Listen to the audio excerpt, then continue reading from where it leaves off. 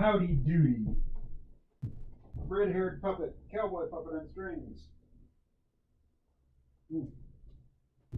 All right.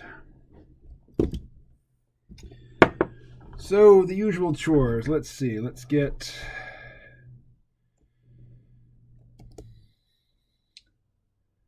a little music going while I get the other windows open. Edward Casimir is our he is our new moderator. Okay, YouTube Studio. Audio library. Let's go with something funky. Pretty boy. And now to start the call. Oh. All right. It is launching. There we are. Oh, should get my hat. Bring it back. Join with computer audio.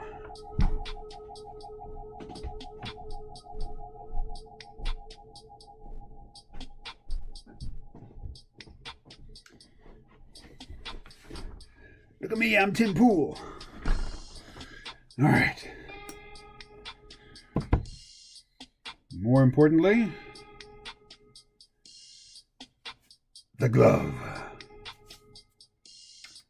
and the stylus. All right, let's move the web browser.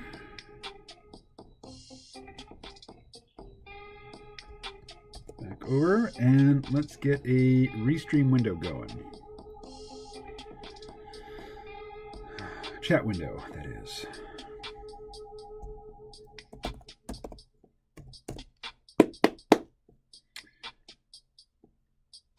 Boom.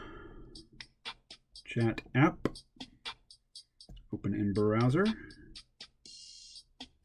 And we shall say greetings. Now what? It's a complicated process, this whole drawing stream. Let's go with Fresco. And we'll bring it over to this monitor.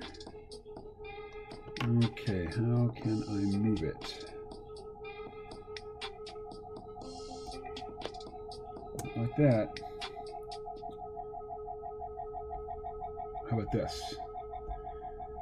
Go to the home and come back here. Hey, there's Ed. Ed, you have the power. I like my new wrench. Just don't clobber people with it. Unless they deserve it, you know. That's entirely up to you, actually. Ignore my previous prohibition. Clobber away. Let's see. Pixel. Okay, this will be a very familiar opening. Like the KMO gambit. Start with the rake and the spirals. Uh-oh, but what's this? It's a twist.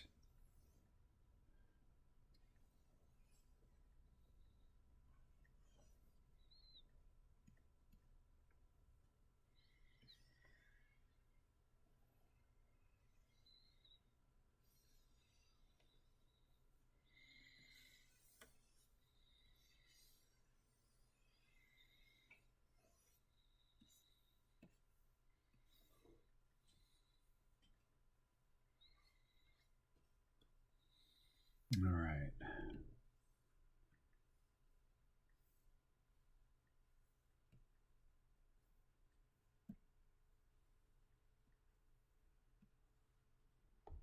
There we are.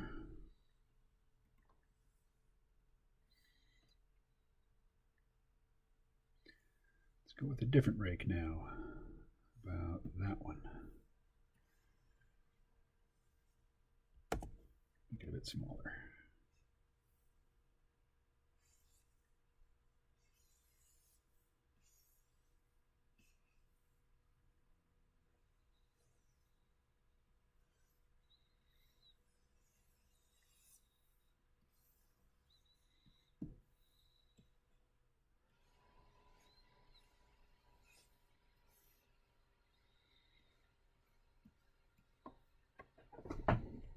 It's maybe a little busy. Alrighty. New layer.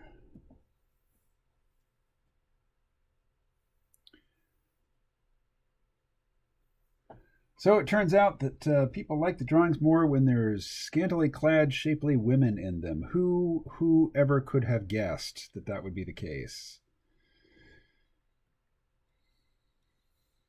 So, while I am not always one for giving the people what they want, in this case, it's not so great a sacrifice. So,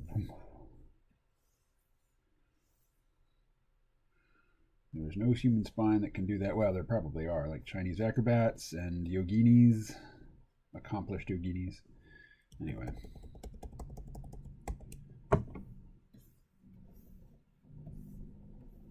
There, start with a big shape and fill it. Not fillet it, but fill it.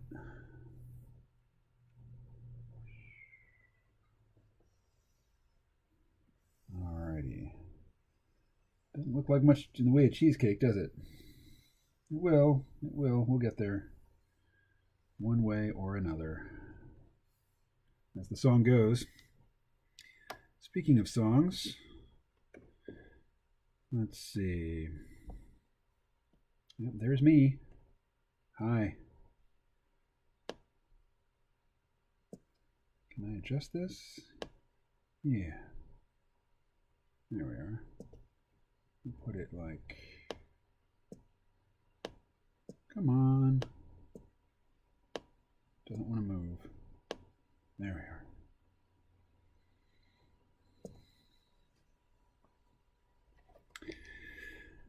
Oh.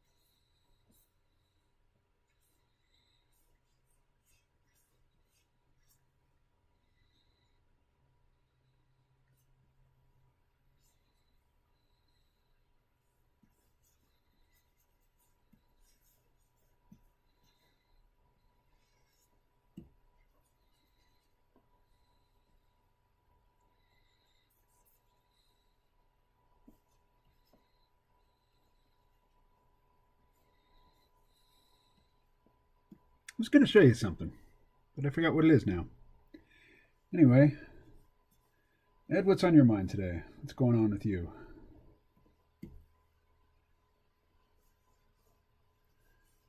That kink in the back's just a little too extreme for my tastes, but, well, we'll leave it. Leave it as is.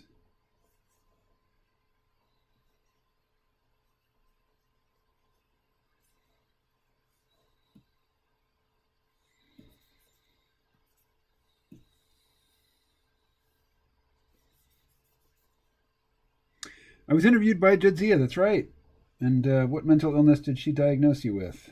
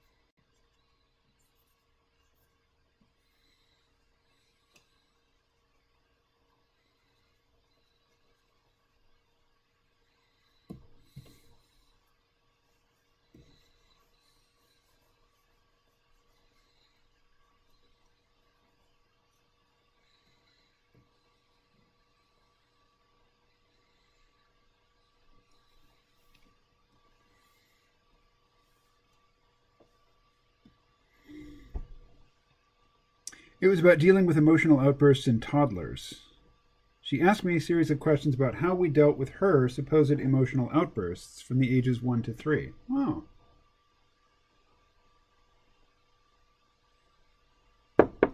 Yeah, that is an age for outbursts, for sure. Let's see, sketching pen. So the Byrne-Hogarth method of figure construction, which is what I use, starts with the torso. And then the spine, and then the pelvis. And from there, the legs.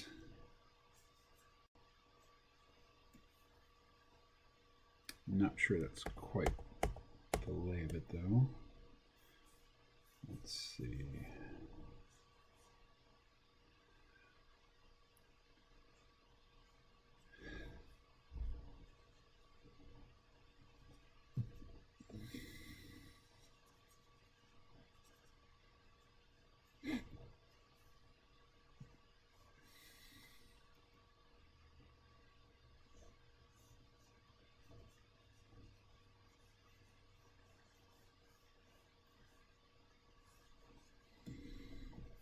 And then the arms.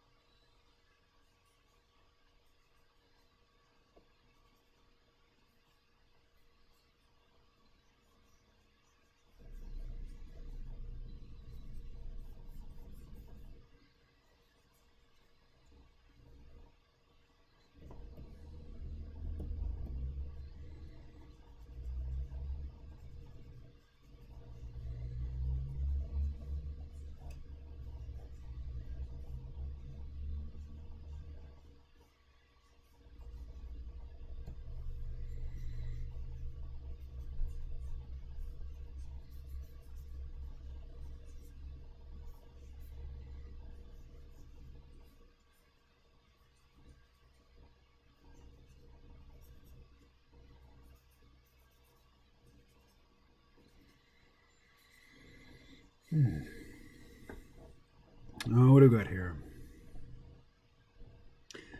The questions in the assignment presumed a Western-type, discipline-oriented parenting style, so we had a good talk about different parenting styles throughout the world. And then, when the child reaches a certain point of maturity, the social expectations suddenly kick in. We used a parenting approach called attachment parenting. I don't have many memories of conflict with my daughter when we tried to impose our will on her. So many of my answers to the survey was, does not apply. I probably could have made stuff up to help her get a better mark. Well, come on, Ed. Truth before grades, man. Truth before grades.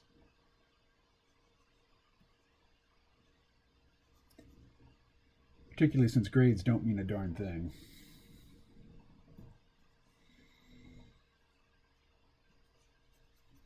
All right.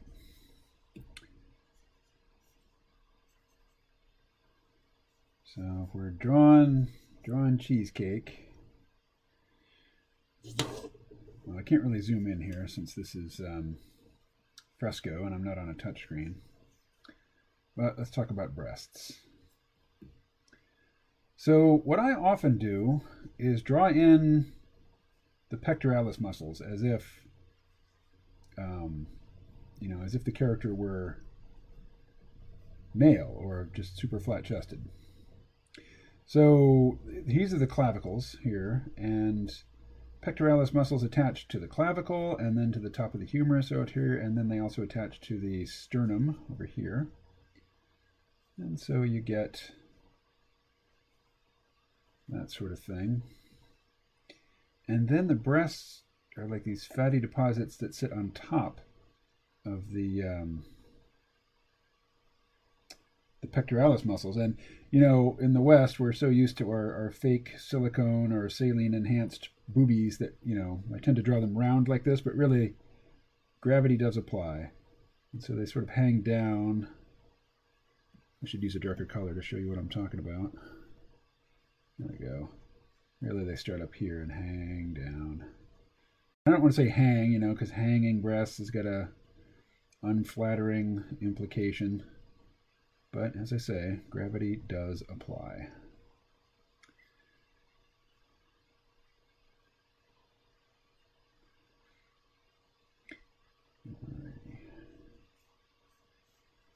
So this character used to be really super buff, and as time has gone on, she's become more of just a sort of cheesecake, fit but not super muscular sort of figure.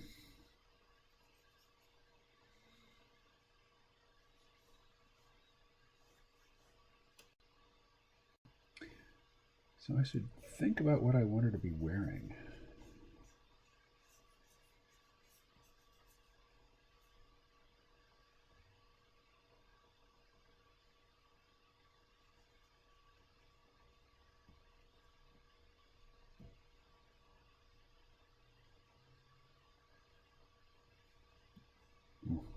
Not wild about all that.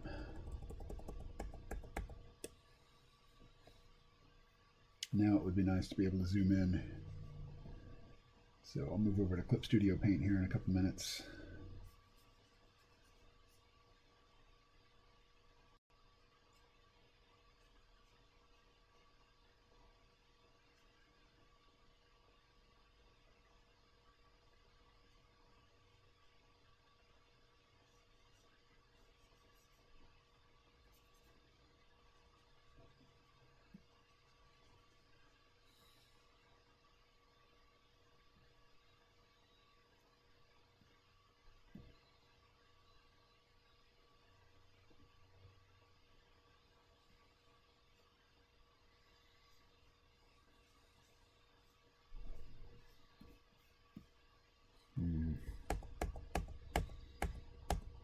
What did I have in mind for the hair? I've forgotten already.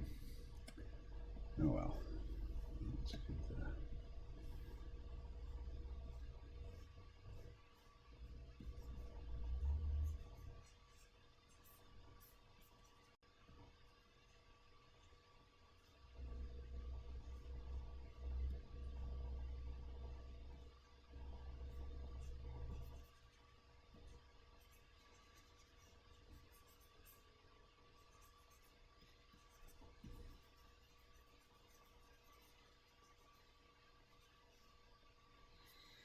And then she's going to have some kind of clothing on over her nakedness. But, simpler just to draw the character nude first and then put clothes on. But I haven't decided what clothes she's going to be wearing.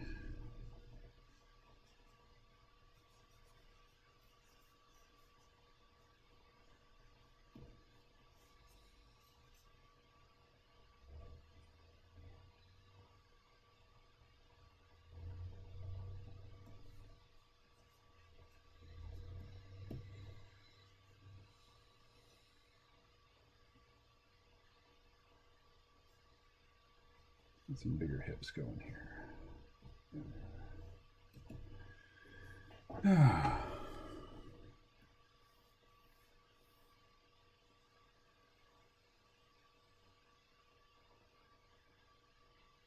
Alright, now I've looked away from the chat for a long time. I'll be right back to it here in just a second.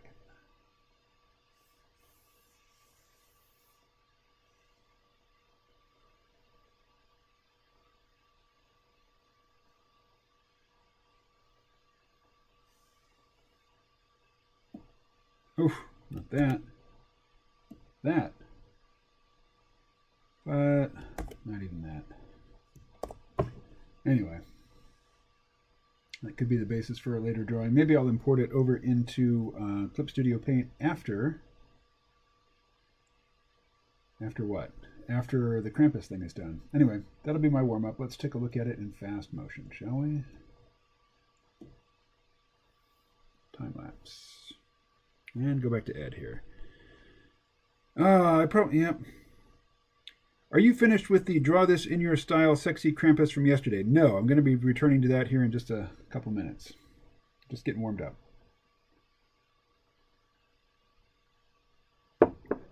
Just getting warmed up.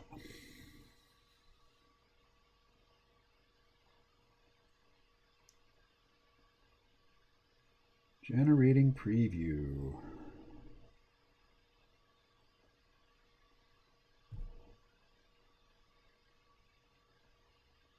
Huh, I just saw something change on screen. I looked over and I don't see anything different.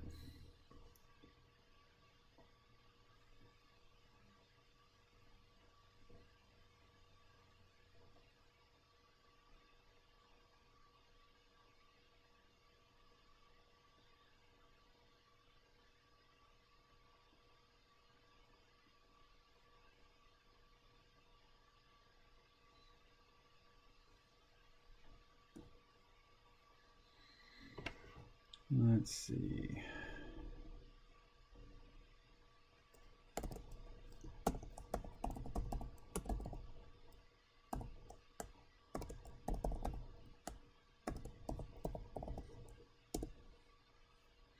Okay. Thank you, Adobe Fresco. You are dismissed.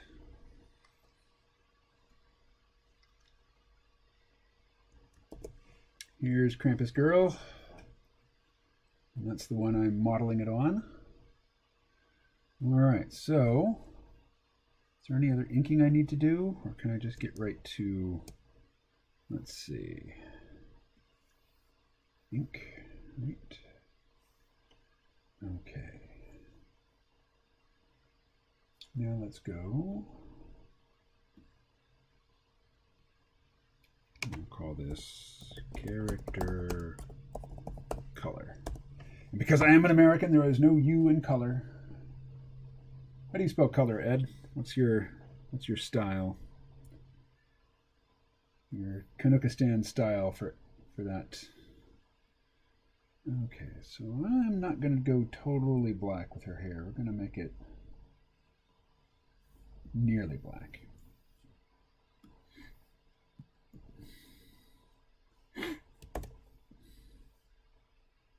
All right, let's go big. Oh, and now we get the tab mate fired up.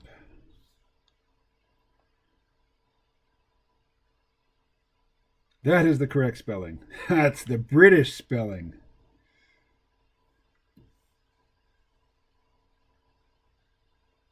All right.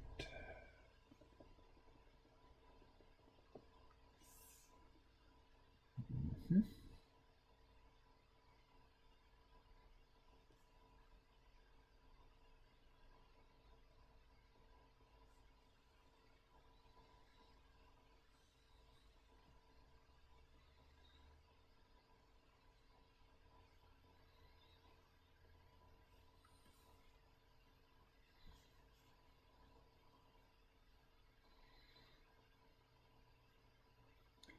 So Ed, what did you think of the two artist drawing session yesterday?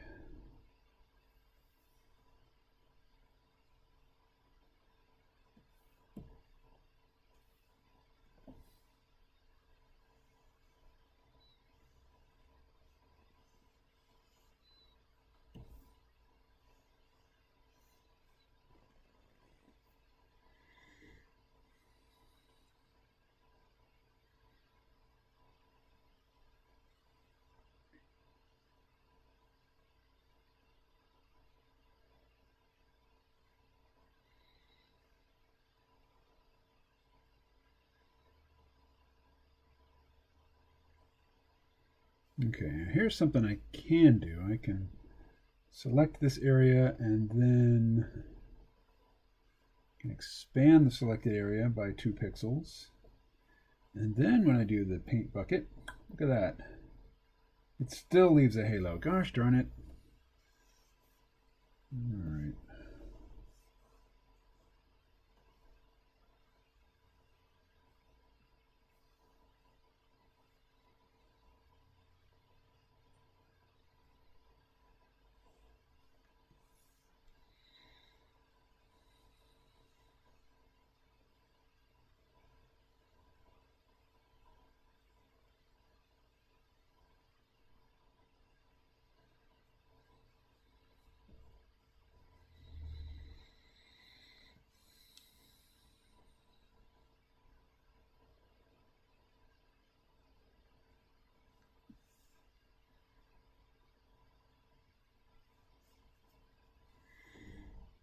I enjoyed slowly getting to know Scott and his life and his thoughts as the two of you drew. What do you think about the screen sharing solution to the two artist problem? The Zoom screen share.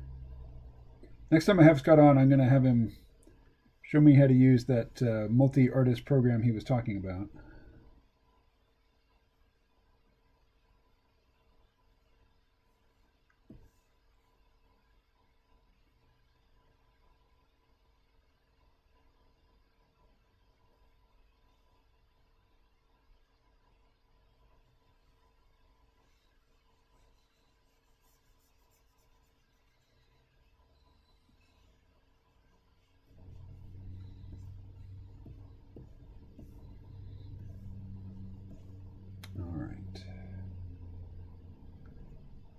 Let's go with her skin tone next, which I am just absolutely stealing.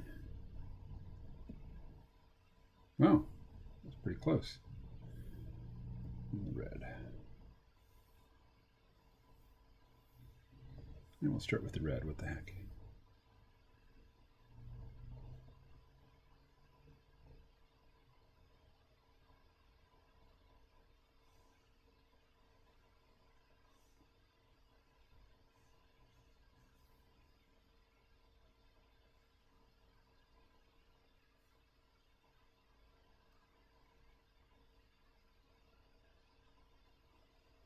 Oh, what about the candy cane? It's the same red. Huh, okay. Yeah, that makes it easy. That makes it easy.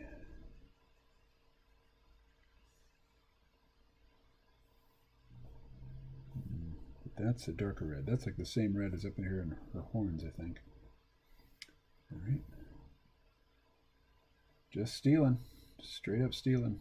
But you know, Scott mentioned this yesterday. Every time he does a draw this in your style, what comes out is not his style. It's some combination of, or some hybrid between the artist whose work is being reinterpreted, their style, and his style. I find the same thing happens. So let's see that neck. I think it's the same color as the shade down here. It's one of those. Let's see. Actually, let's just go to the skin. That's real easy. Real easy. For now, turn off the sketch. Oh, no, it's not going to work. Just leave it all on.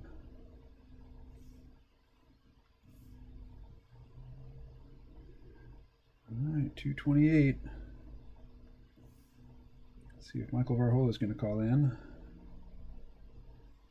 I may have forgotten all about this, given that our previous Zoom call, which takes place at 1, was canceled for the Thanksgiving holiday.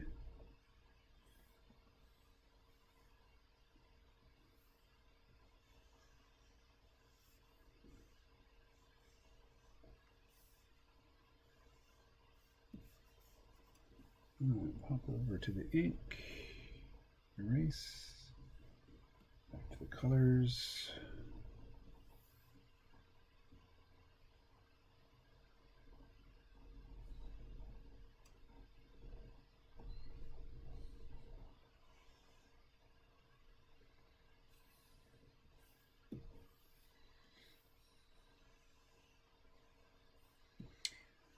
What else?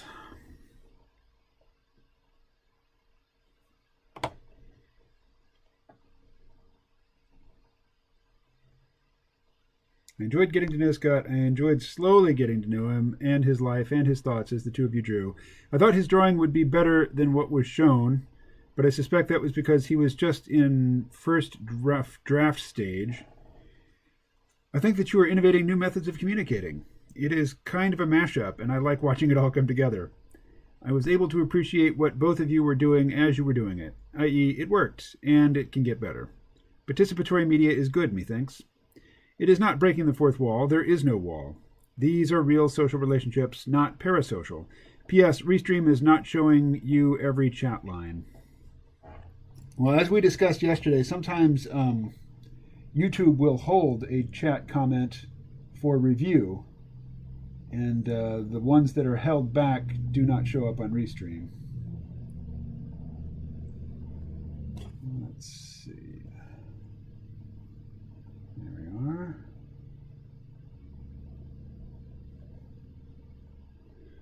All right.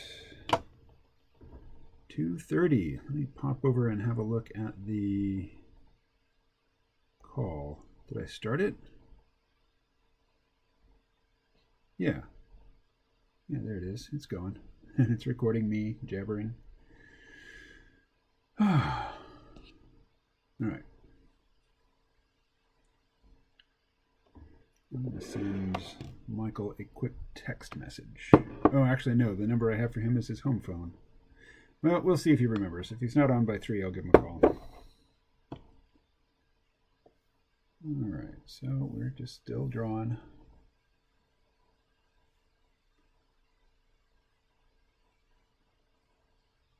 Oh, right.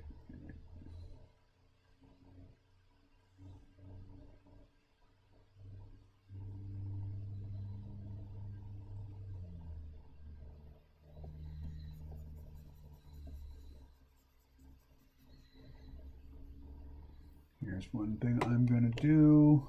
Let's just go create a color, or create a layer. We're going to call it background color.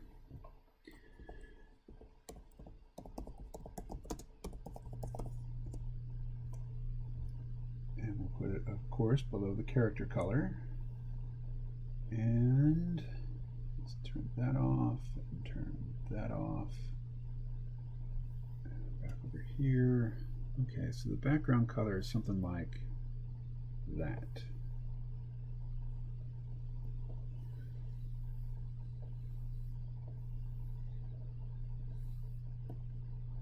There, that helps.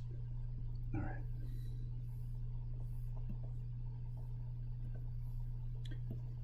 That makes things easier.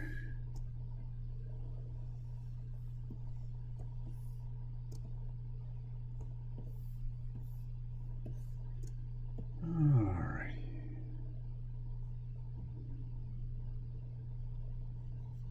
So Bitcoin's up around 20,000. What the heck? You have any opinion about that, Ed?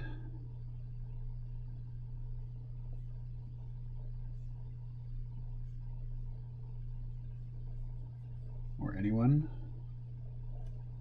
Oh, let me get back to the chat.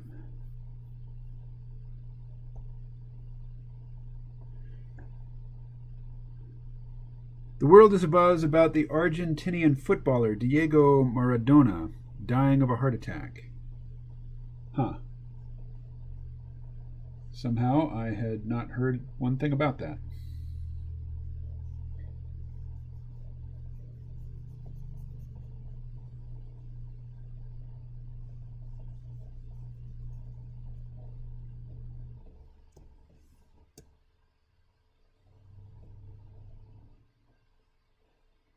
But, you know, young, fit athletes sometimes do have heart attacks. It happens. Should put the fear of God in you. Not the fear of God, but, you know, consciousness of mortality and vulnerability.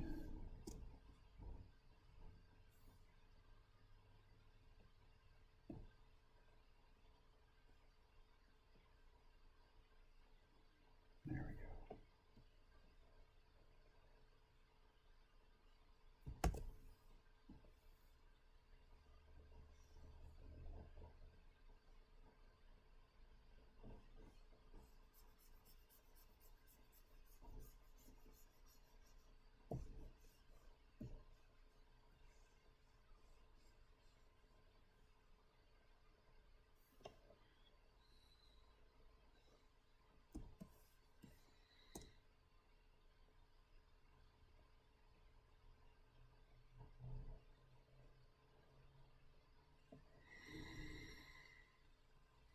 I think Bitcoin is becoming more institutionally respectable. So this new high is of a different nature than previous highs. It's very volatile, so I suspect we will see another downswing. but not to its previous lows. Well, I think when I bought Bitcoin most recently, it was around $7,000 a coin, somewhere in that neighborhood. So do you think it'll hit 7,000 again, or do you think it's going to stay above 10? It is because of institutional buy-in. I think it will go higher. Ah. Well, I'm really loath to buy it at this price. You know, maybe I should do what Hold on Mundi suggested. Just buy $20 worth every week, rain or shine. Don't even look at the price. Just keep accumulating it. And hodling it. Haha.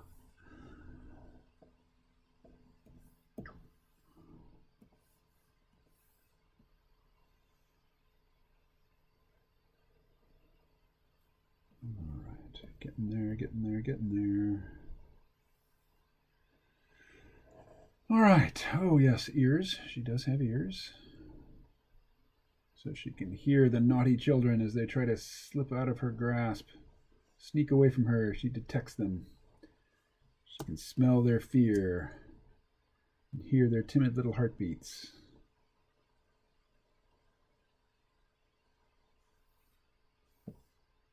Mm-hmm.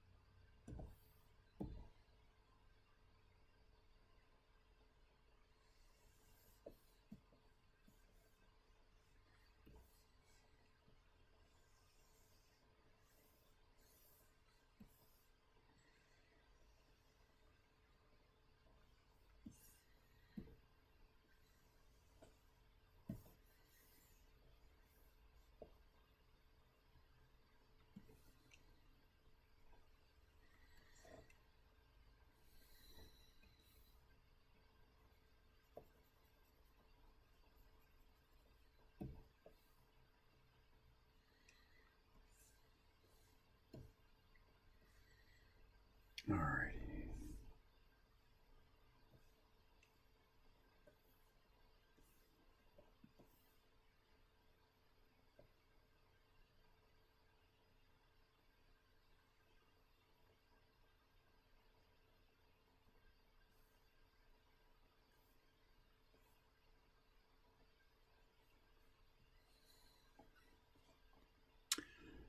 Let's wait until the next downswing to start that dollar cost averaging. But I think Ethereum is more sexy. My 200 shares of Palantir are likely to be called away from me. What do you mean by that, called away? It has become a Geffen good? Ah, please define. That's when a thing has value because people think it will be more valuable in the future, not because of its inherent properties. Oh, like Bitcoin. As in the Dutch tulip mania back in the 17th century. Yep. Oh, yes. All right.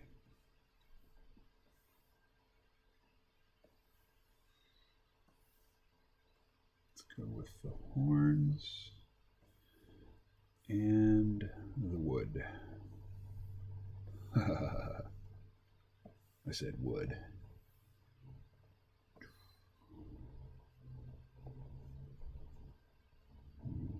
Just like that.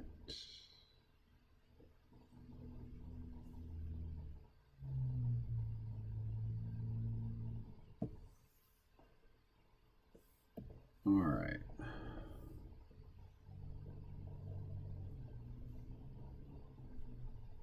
Everybody, I am going to mute the live stream here, and I'm going to give Michael a call and see if he has forgotten.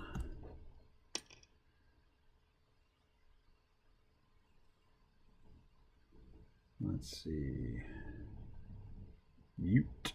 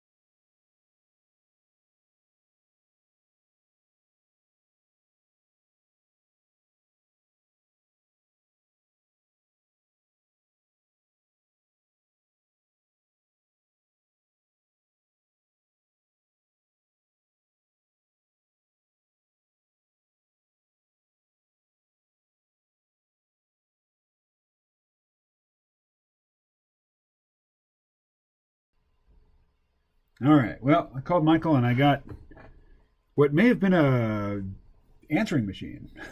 I'm inclined to call it voicemail, but who knows? Who knows? It might have been one of them freestanding answering machine device thingies. All right. Let's keep it going. How about that tongue? I think it's the same two reds. Interesting. All right. Oh, look at that. Uh-huh. All right, let's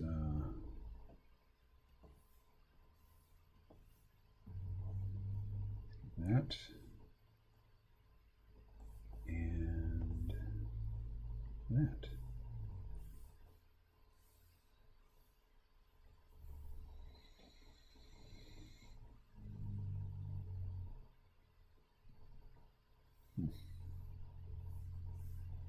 Actually, we're going to hold off on that for now.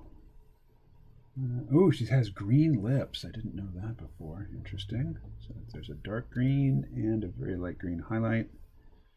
All right, let's get that in there.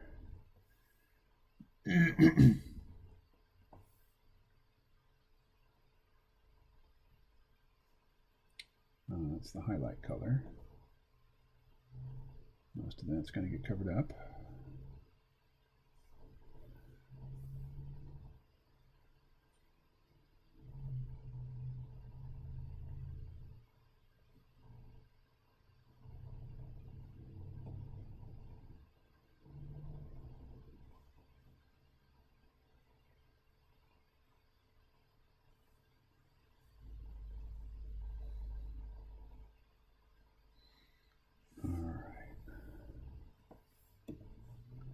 Do the tongue.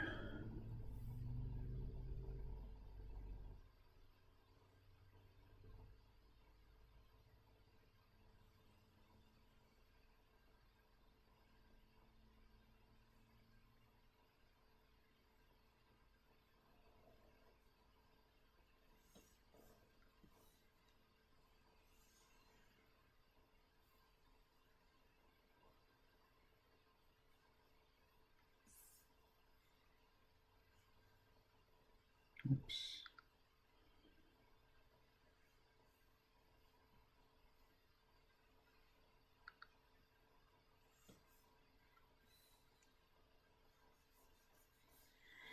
Oh, and I'm not on. Hold on, Mundi is in the chat, and I've been away. Let's see. My 200 shares of Palantir are likely to be called away from me. It has become a Geffen good. All right, like tulips.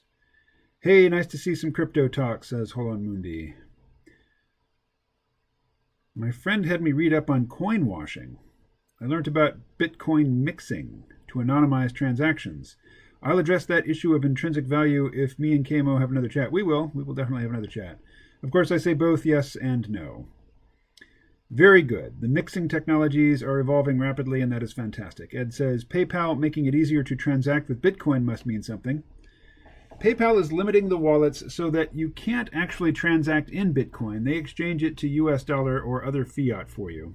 Well, still, that's handy. Copy that, says Ed. But yes, it's very meaningful. People can get more familiar with it. 380 million customers or so. Hey, and here's Paul, KMO. What's up, Ed? Yet another imprimatur of validity. What's up there, Paul?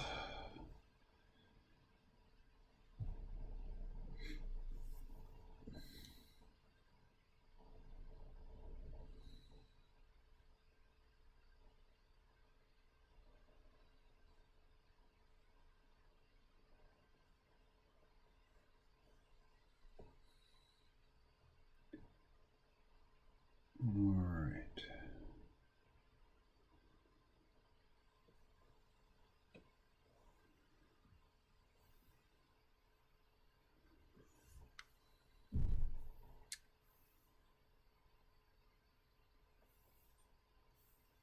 And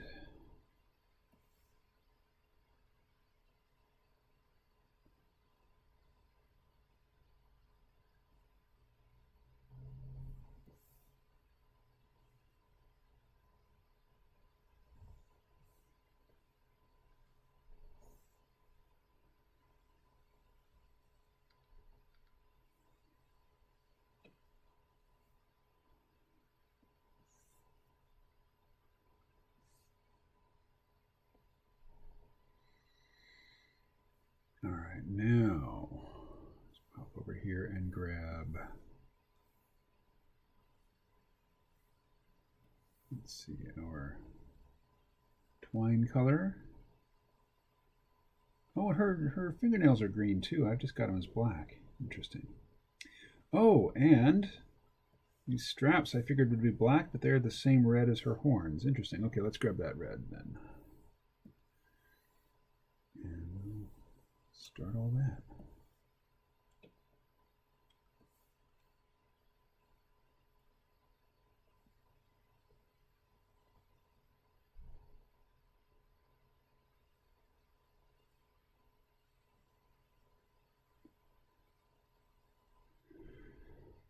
What do we got here?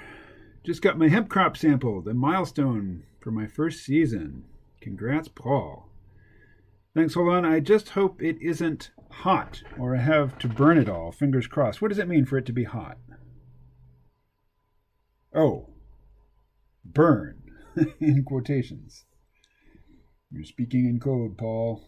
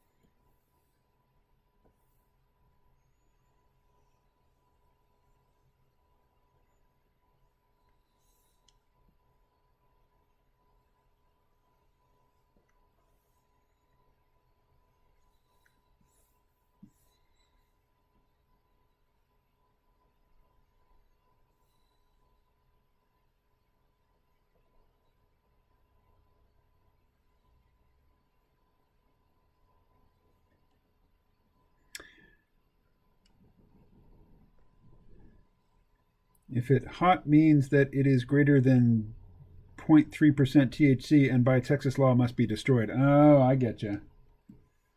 Well, if you need any help destroying it, I can help with that.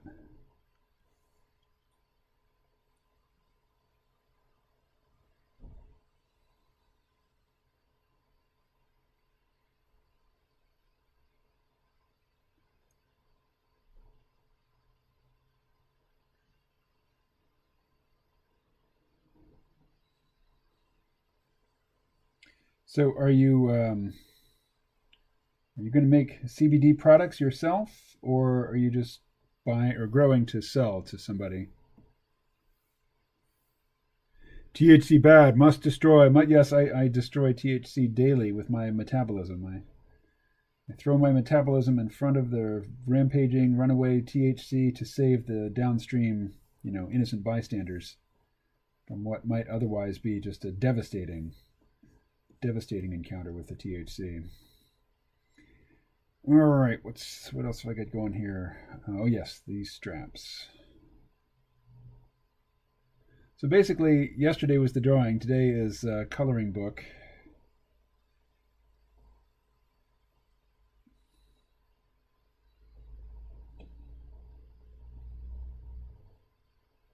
Oops. Oh, I didn't mean to do that. Let's redo. There we go.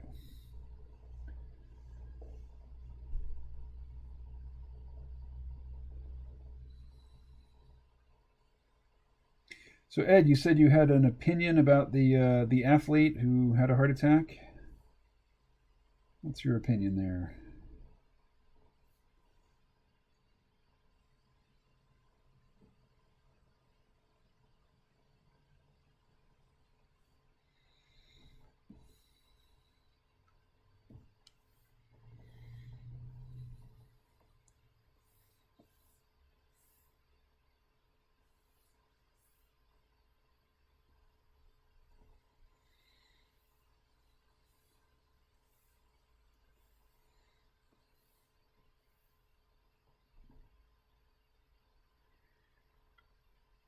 Oh, so Paul writes, when I have a marketable crop, the company I buy seed from has a marketplace that I can sell it. About Diego Maradona having a heart attack at age 60. Oh, he's 60. Well, there's probably not a whole lot to comment on in that case. But go ahead.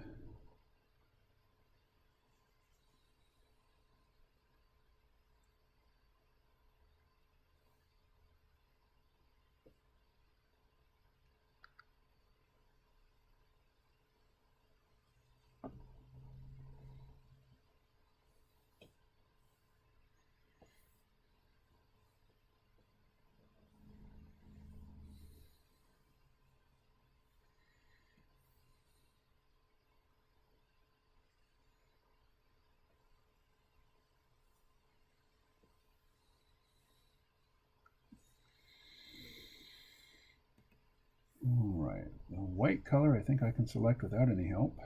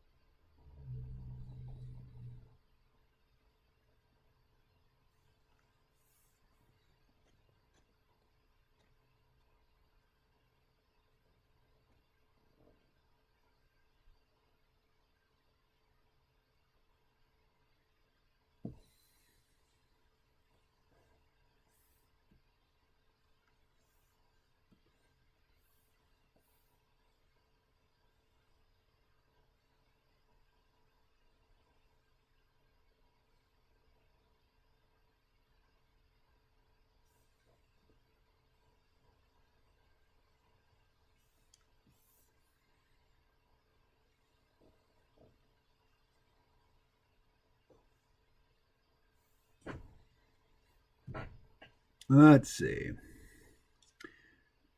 Oh, Paul's going to pick up his dog from the groomer. Let's see. The lab gave me some good advice. That is to test the crop each week when there are buds and when it is about to be hot to do the official sample and then harvest. Ah, good call, good call. I'm amazed at how much emotion sports elicit in people generally. It does not elicit these emotions in me, but I think achieving a high degree of skill in any field is a wonderful thing to behold. I understand it, but I don't feel it.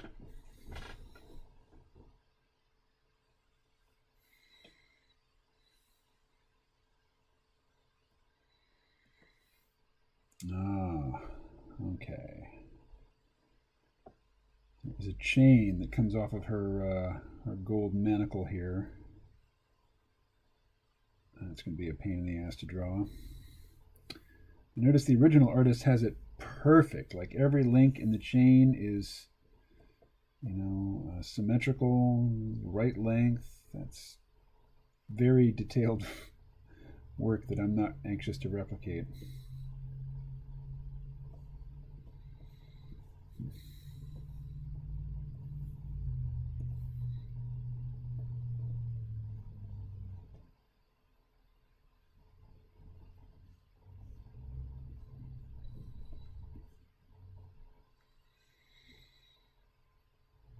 All right, I'm just going to do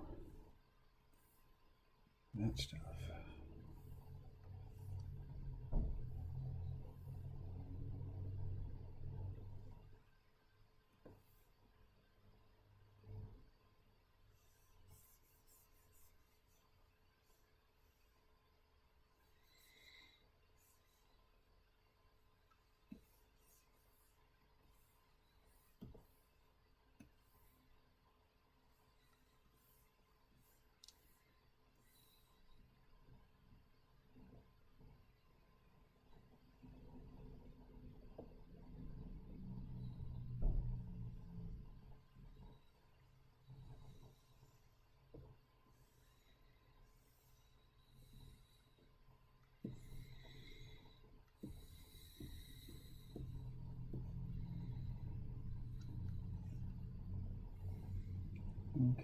Okay, let's grab this red.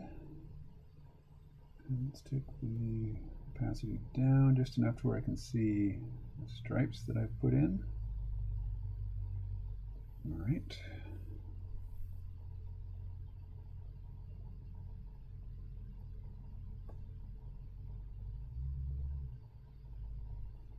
No.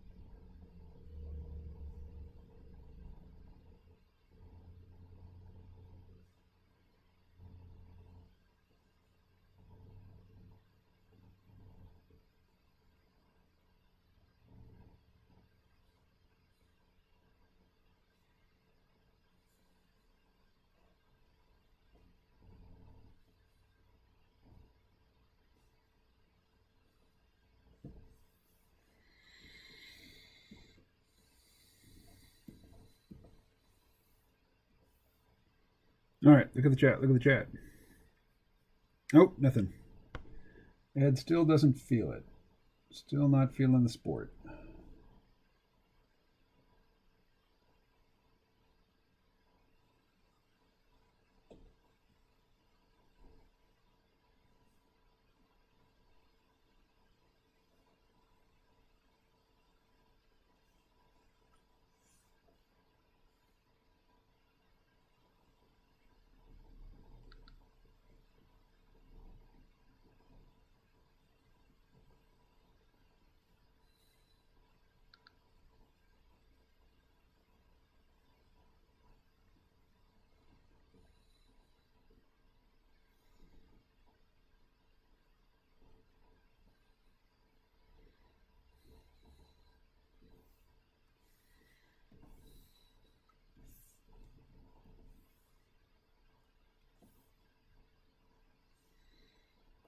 Okay.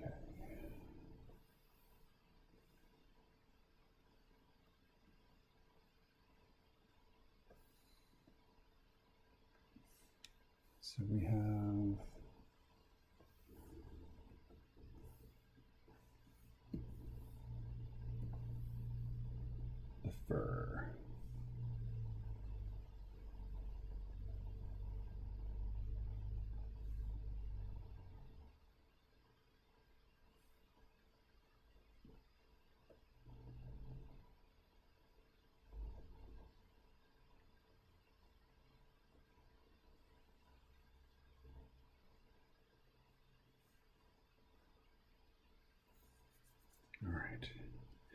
Les is here.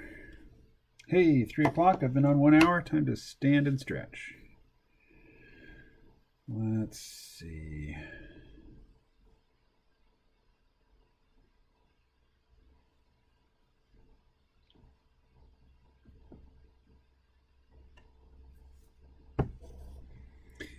Camo, please make a commentary on the concept of perception.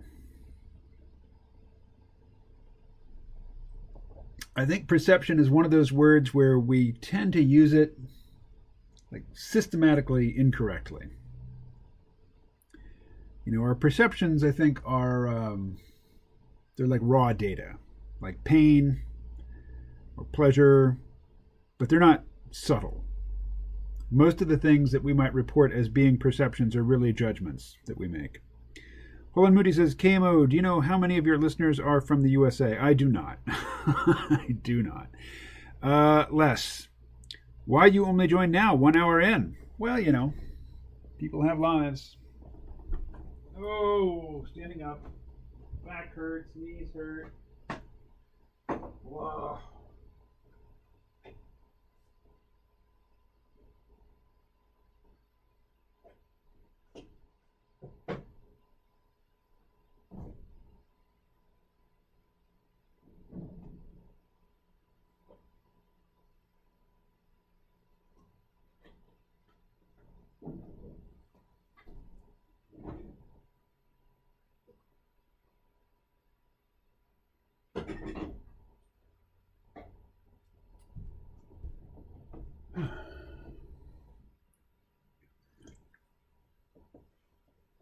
Obligations? I had something to do in the local bar, Ed. Obligations. Probably working out, doing those 12-ounce curls, right?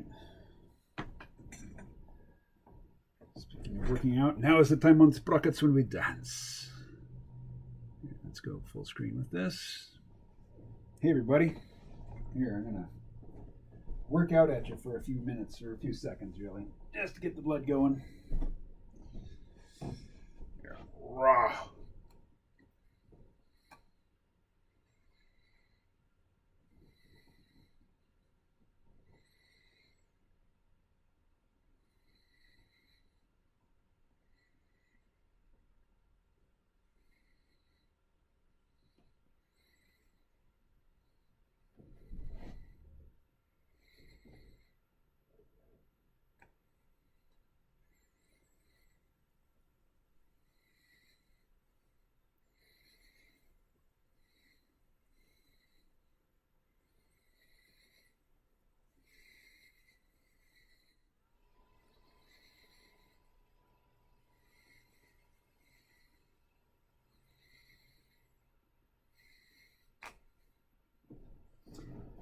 All right. Time to sit and be passive again.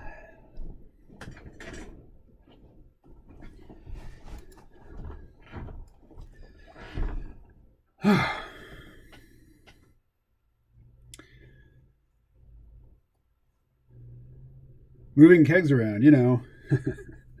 Emptying them so they're easier to move, right?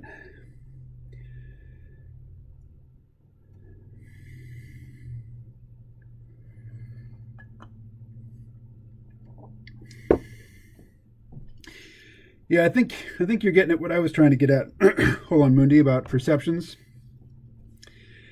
What we're really interested in are the judgments that people make on those. The judgments people make based on those perceptions. But the perceptions themselves, pretty boring.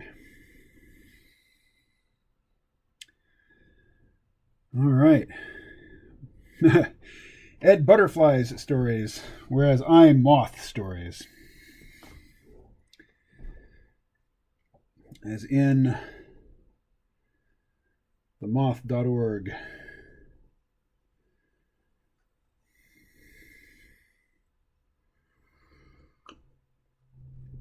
I'm like President Trump drinking with 2 hands here. Let the rumors fly. Alrighty. This big full screen thing. Go away. So now we are going to go back to the ink black. Yeah, about like that.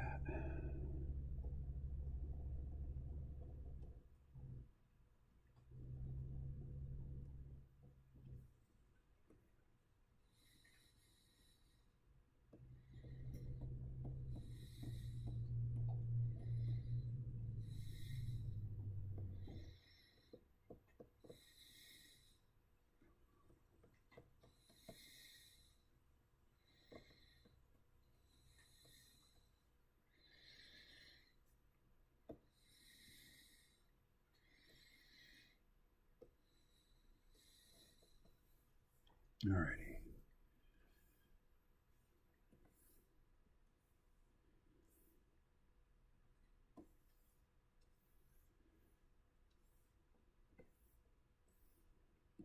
Character color. There we go.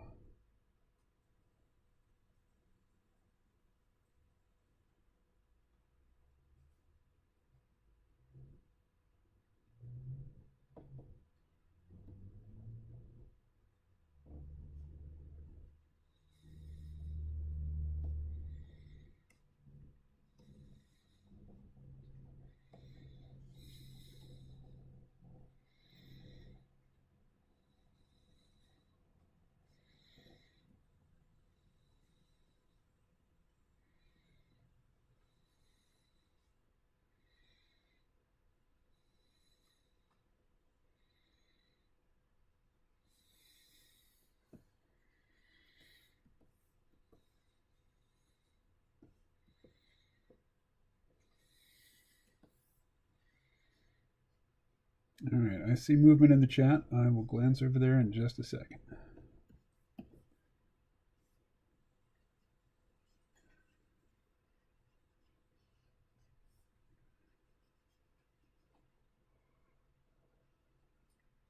All right, what do we got? What do we got? The judgments are based on value systems. We'd all basically get along as long as we have the same values. Yeah, I don't think that's true, Les, but let's see. Thus, the importance of education, says Ed. Nah, I don't think that's... Yeah, I'm reflexively skeptical of anything that... Any plan where somebody thinks that they can fix the world by making other people think differently than they do. Or think the same as the person speaking. Okay. Science is just a system based on values of a sort. Don't forget this. I 100% disagree with that, Les. I promise to never forget that, says Ed, even if it's not true. Les says, and the problem with science is that it's made by men. Again, completely disagree. And men have turned an idealistic system into a religion of scientism. Yeah, again, disagree. Les says, I ask people not to forget because I have a terrible memory. I don't mean to be pretentious. Alrighty. Now, how did she do it over here? That's very simple. Okay. Oh, and she's got some black in the fur there too. I think I will follow that example. So, back to the ink layer. And let's grab a very thin brush. Yeah, I like that.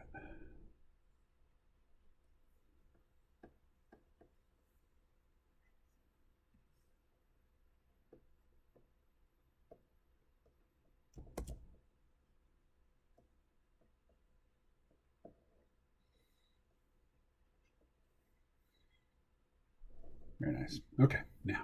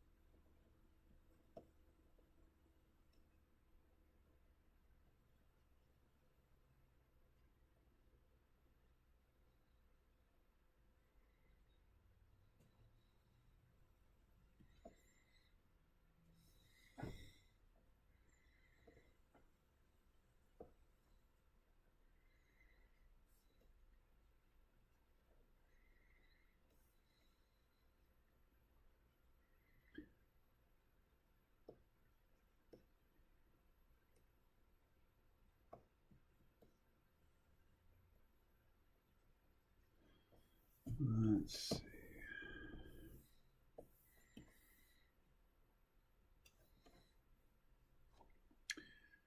All right.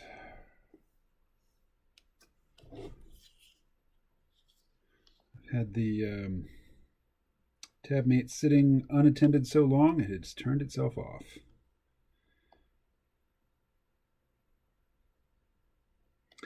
Okay, Les, my disagreement. Well, let me read all the comments and I'll come back and I'll articulate my disagreement for you.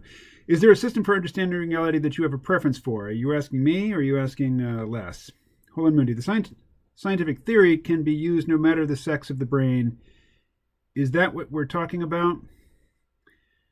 Yes, Ed, science. Ed says, I understand science to be a discipline system based on reason to investigate reality and to organize the knowledge that results therefrom. Hey, Les, Paul's back. So I imagine Paul's dog is back as well. Well, Paul's dog has arrived. Okay, so I'm getting pretty close to having the flat colors all laid in here. Then it'll be time to start. Okay, so the ear barbell is the same two colors as these jingle bells. All right. All right, so science. Science is a lot of things. First of all, it is a methodology based on systematic doubt. You try to isolate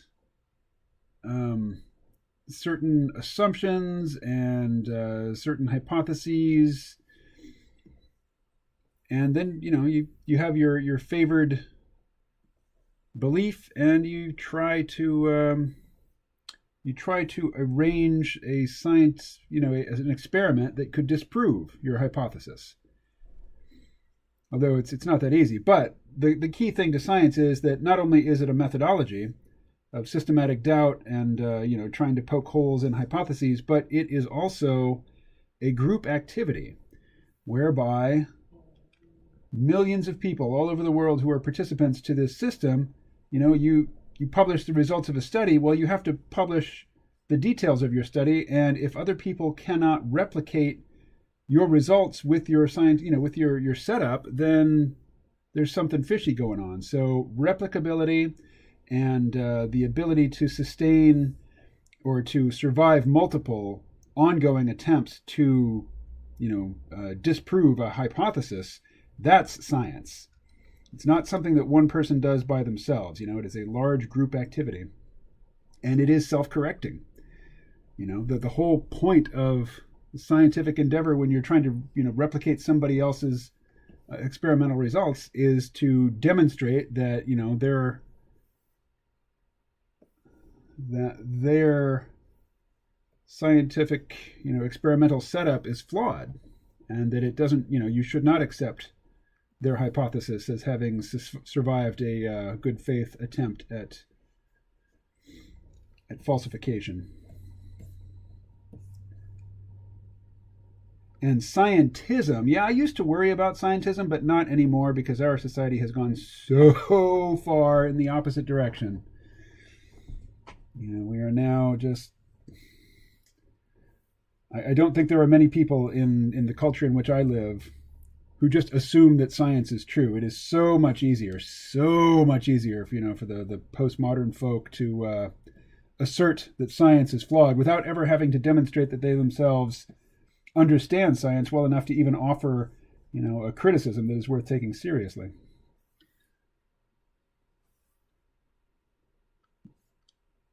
All right. So is that all the flat color? All right, now, I don't want to do it. But I have to draw this damn chain. So let us get to drawing again.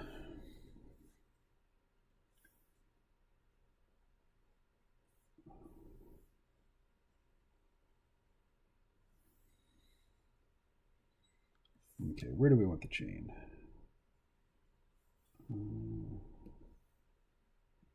It's going to come like that. Or like that. No. What is she doing with it? Oh, there's a nose ring. All right, I'll get that in there. Okay, that's a pretty simple shape for her chain. I'll do likewise. Just gonna have it run down like that. All right. Let's see, there's that. Like that.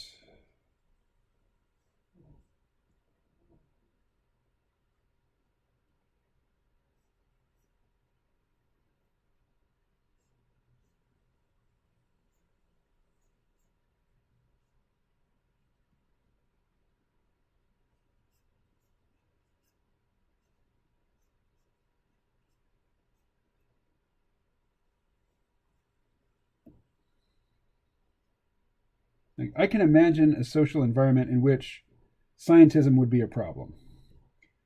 And scientism, by the way, is the assertion. You might call it a belief system. I see it mostly as an assertion that there are no meaningful ways of acquiring or articulating knowledge about the world other than science. That's one definition, anyway. Another definition is that it's just a faith-based position that what scientists say is true, which I think is fairly widespread among certain members of the population, but it is also very fashionable to cast aspersions at science these days, and most of them are not, to my way of thinking, really all that impressive.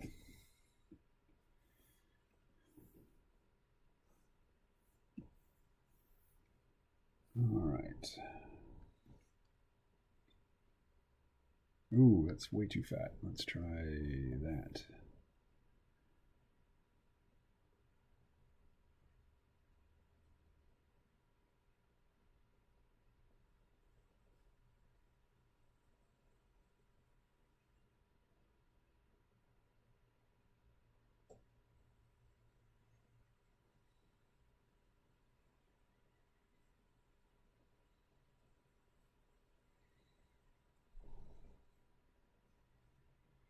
All right, what else we got going on here?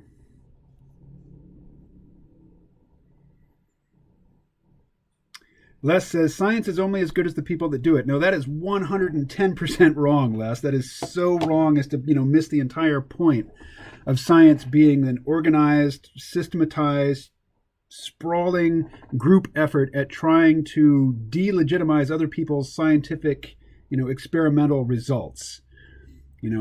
All the people involved in it can be flawed, but as long as they maintain the methodology, they leave a paper trail, they publish, and their work can be examined by others who are skeptical, it becomes a self-correcting enterprise, and it is a better epistemological sifter than any one individual, no matter how talented or scrupulous. So the stuff about science only being as good as the people that do it, completely wrong.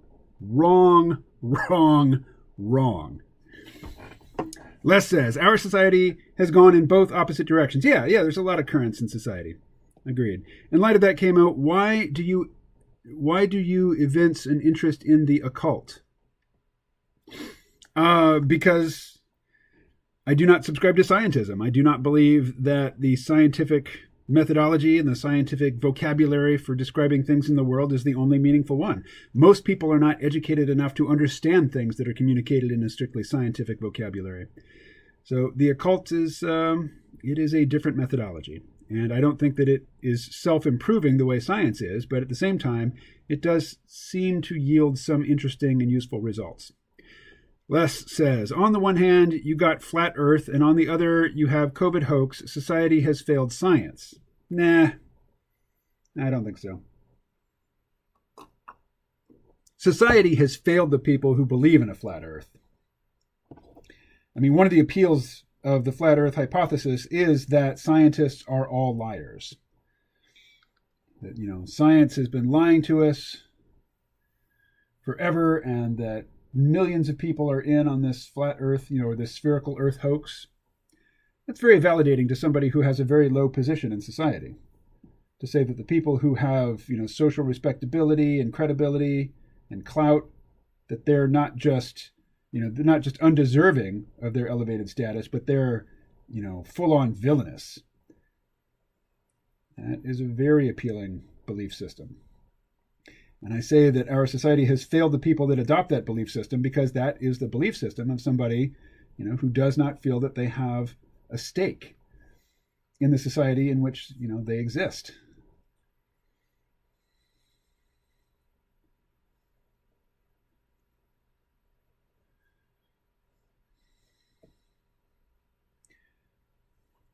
Now, scientists do have political agendas, no doubt.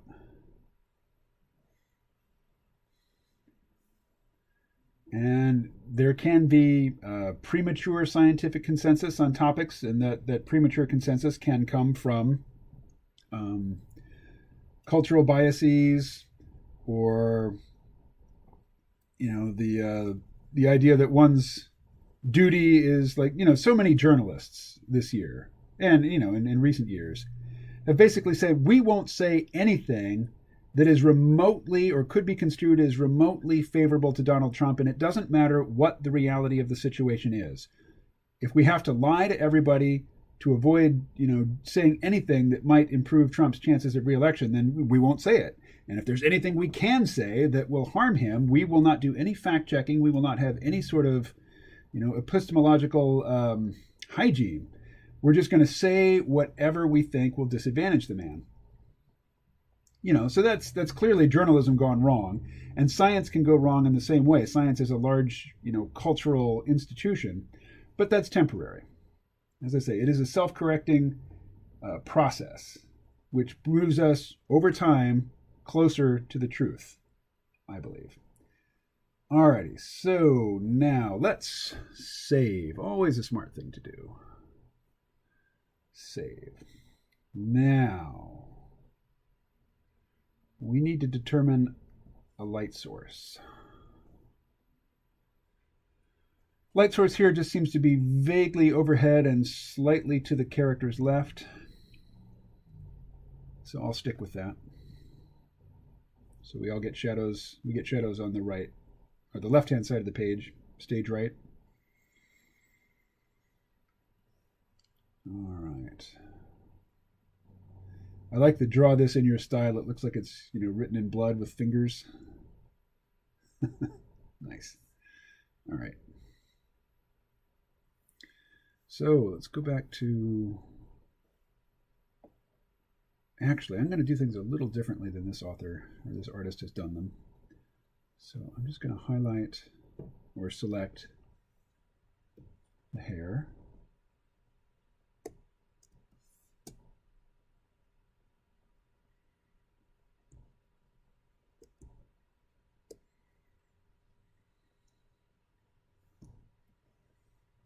Now,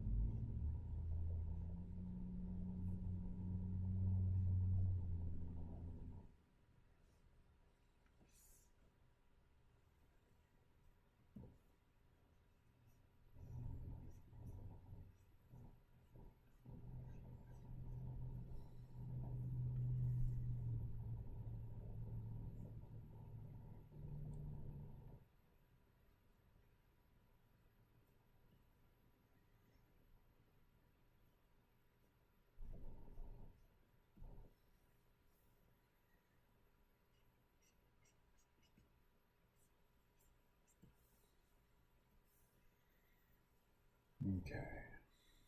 Now, let's see. It's basically the background color, isn't it?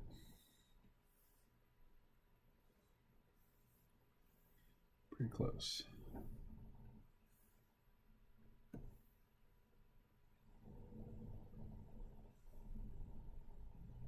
Huh. That's weird.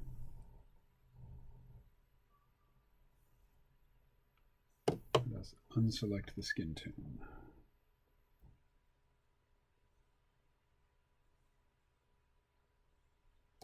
Huh. Very weird.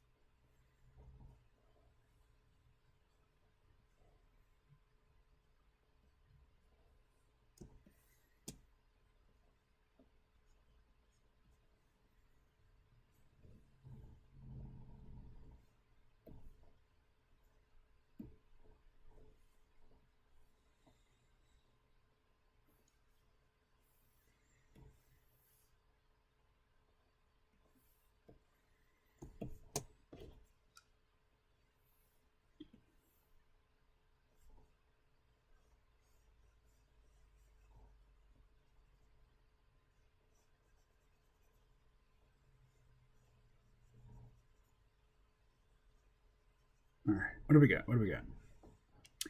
Kamo, the postmodern folk rejects science. Can you get into more detail about that? It depends how pomo you want to get. But yeah, I wouldn't take it too seriously. But there is a strain of feminism which says that logic is the tool of the patriarchy, that as soon as you start talking in terms of logic and propositions being either true or not true, that really that's all just to oppress women and people of color. I say try to run a society on that.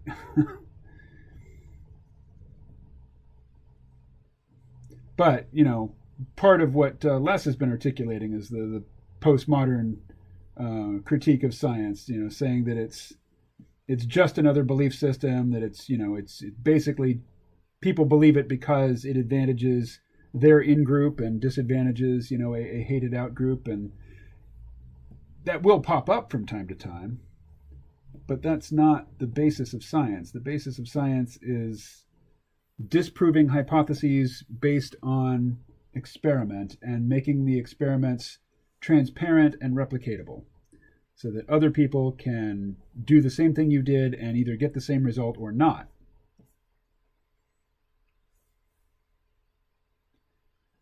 But science is not a body of knowledge, and it is more than just membership in a professional club, although it is membership in a professional club to some extent. That is an element of it. Alrighty. What else we got? That what we perceive as reality is socially constructed.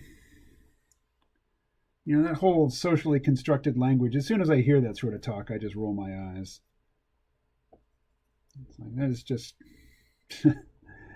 that is not a good way to determine what is true and what is fanciful or wishful thinking.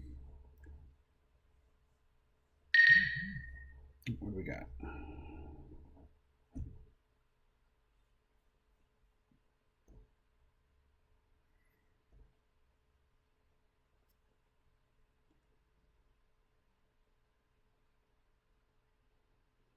Huh. All right. Well, I just got some notification and I don't know what it was.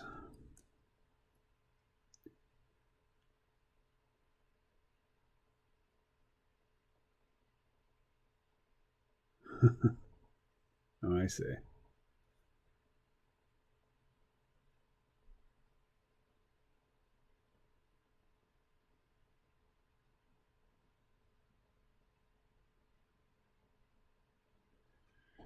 Alrighty.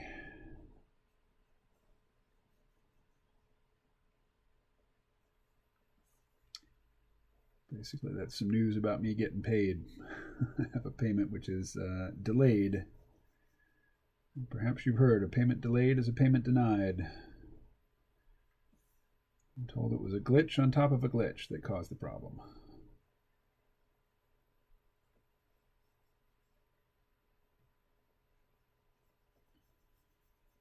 Alrighty, so you can see I've done these strands of hair. Well, you probably can't see, but these strands of hair are up here on the ink layer, so I just need to do something like that. Get rid of them. Oh, no, no, bad plan, bad plan.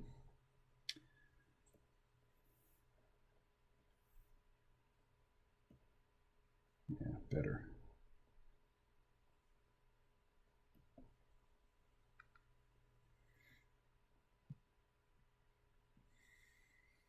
Okay. This bit with the candy cane is not working out, is it? Let's see.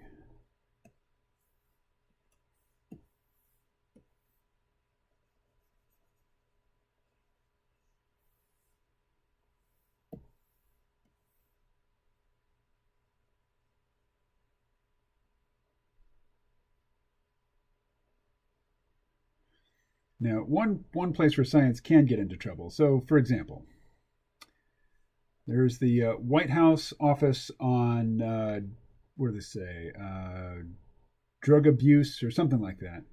Basically, for many administrations, the White House office on drug abuse would only look at scientific evidence which purported to show the dangers and damages of drug use. And there was nothing, if that wasn't the intention of the research, then they wouldn't fund the research. So you can really twist things with money, for sure.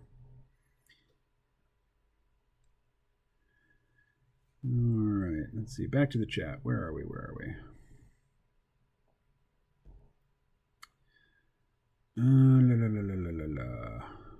Oh, I've missed a lot.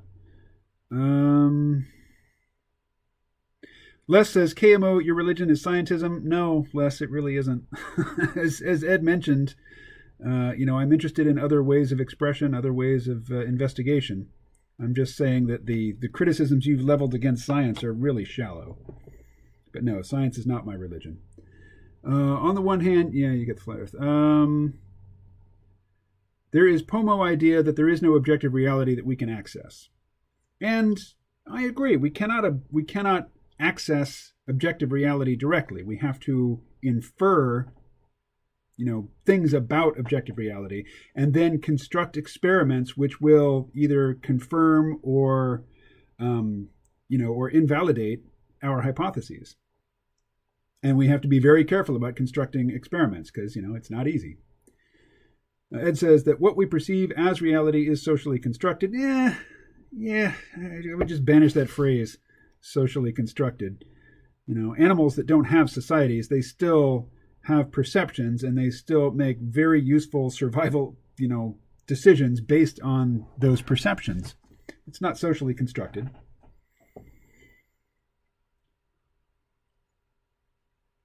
Paul says, I'm not very good with my isms. Well, that's good because isms are lazy. Parker says, hello, science is not a faith, it's a process, and it can't address all things. Les says, mathematically, that's true. Ed, just look at imaginary numbers. KMO, your religion is scientism. Nothing created by man is infallible. That includes science. Okay, well, infallible, I would say, is a red herring there. Science is a methodology for... It doesn't really generate hypotheses. That's the creative side of science, but it is a method of interrogating hypotheses via experiment construction and replicability. And it's not perfect, but it does move us generally in the direction of understanding the world around us better. And the proof of that is that we are better able to control the world around us and better able to predict what will happen when we do certain things. So, the idea that it is infallible, red herring, dude. Red herring. It's like saying that because cars can run off the road, they can't get you anywhere. Clearly they can. They're not perfect, but they are a very good means of moving people from one place to another. Yes, there's problems, and there are ways to address those problems, but it's not just because you can't snap your fingers and make everything perfect doesn't mean that whatever tool you've been using is completely useless. It just because a wrench won't cure cancer doesn't mean that a wrench isn't a valuable tool. Ed says, at Parker, YouTube held your most recent comment for review. As a moderator, I approved it. It's good that KMO is passionate. Honesty and passion goes a long way.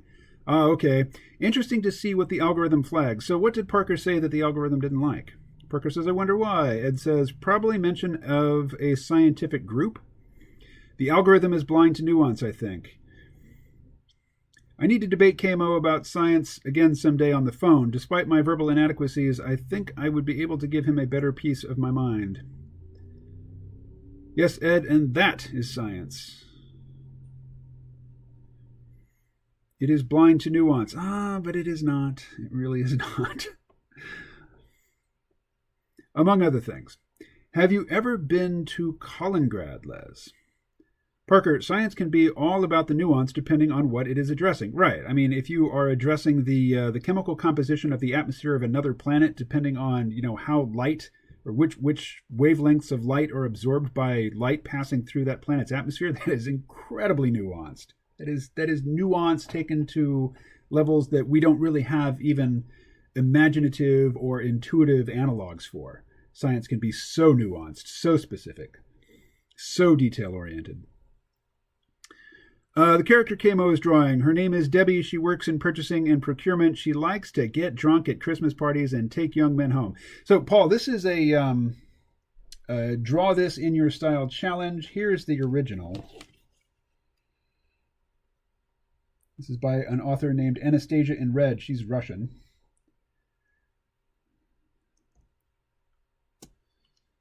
Let's see. Anyway, I swore that I would be done with this by the end of today's live stream, which is to say, when the live stream is over, I'm done. I'm not working on it anymore after today, so I really need to get back to it. Alrighty, so let's see, steal some more colors. Oh yeah, we got some wood grain and stuff going on over here. All right, let's go back to the ink layer, and we'll just kind of fake that stuff.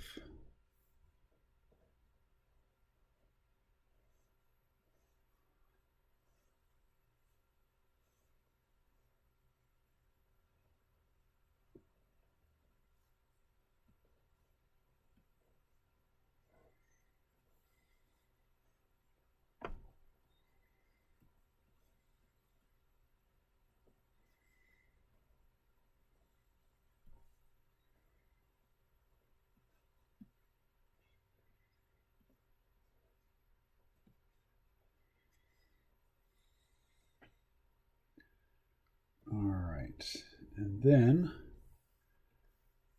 yeah, it's that same dark red.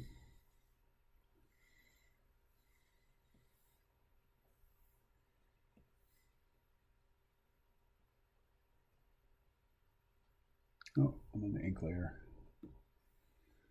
There we go.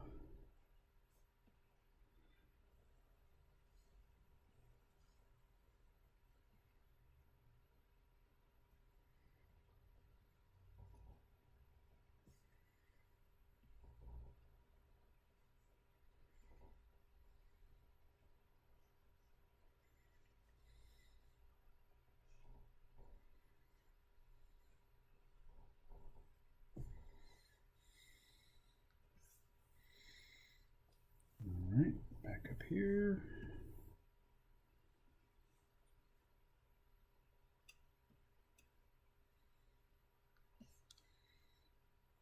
All right.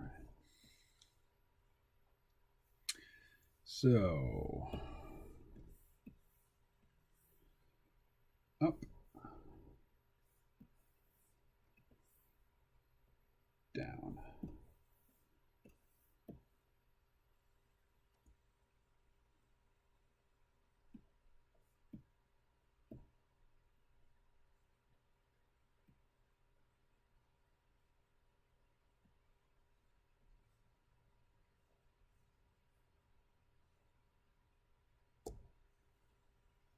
All right.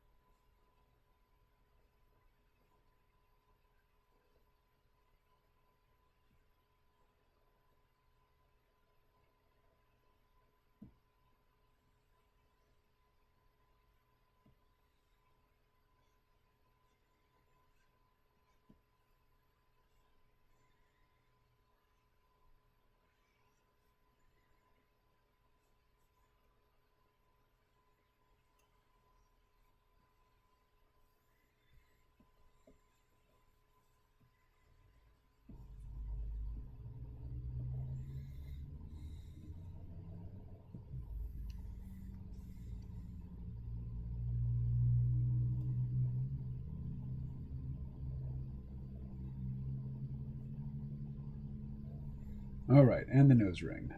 Let's go back for the nose ring. La, la, la.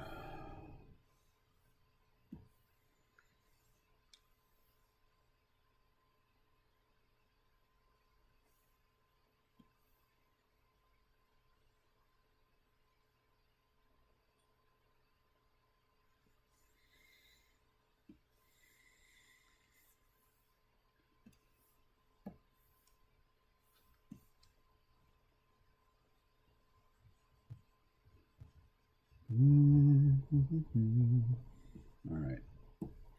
Oh, more messages. More messages. Les says, no, Ed, I've never been to Russia. Half my family is from there. That half doesn't exist anymore. So if I go, it'll be a cemetery visiting trip. Things are made up of elements, KMO. Parker says, the stream delay seems extra lengthy for me today. Les says, my criticism of science isn't shallow, KMO. You act as science exists by itself without humans. No, you... I don't know how you can think that. I've described it as a social activity. I've described it as a professional activity. I've described it as something which only works when lots of people are practicing it. So, yeah, no, as you've expressed it here in the chat, your science criticism is very shallow, Les. You may have a more nuanced or a more robust criticism, but you haven't expressed it yet. All right. KMO is misunderstanding me, or perhaps I'm reading what you've said here, and you have failed to provide the substantial criticism that you think that you have. The wrench is only as good as its user or creator. That's not true. The person who created it can be long dead, and the wrench is still functional. Its user is not fixed in stone. If the user isn't using it properly, somebody else can use it better, or that user can improve their skills. Let's see. Parker, it sounds like KMO still missed the flagged comment. Well, talk to Ed about that. Ed should be able to see all comments. I bash people with a wrench even though it was created for a better purpose. Well, that is your choice. It is not a criticism of wrenches, though. Parker's flagged comment was,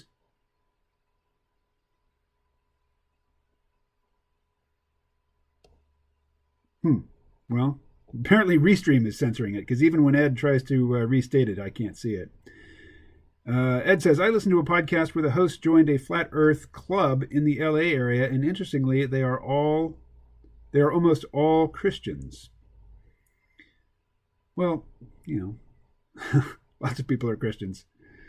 Parker, thanks, Ed. I was just in the process of doing that copy and paste. I think the algorithm might see flat Earth and Christian as potentially problematic.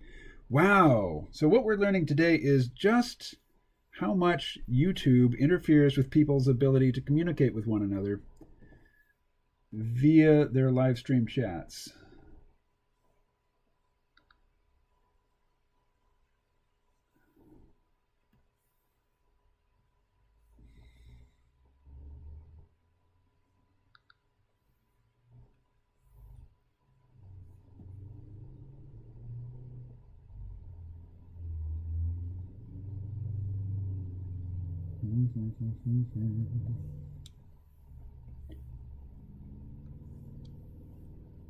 All right. On the right layer. Keep at it. Keep going.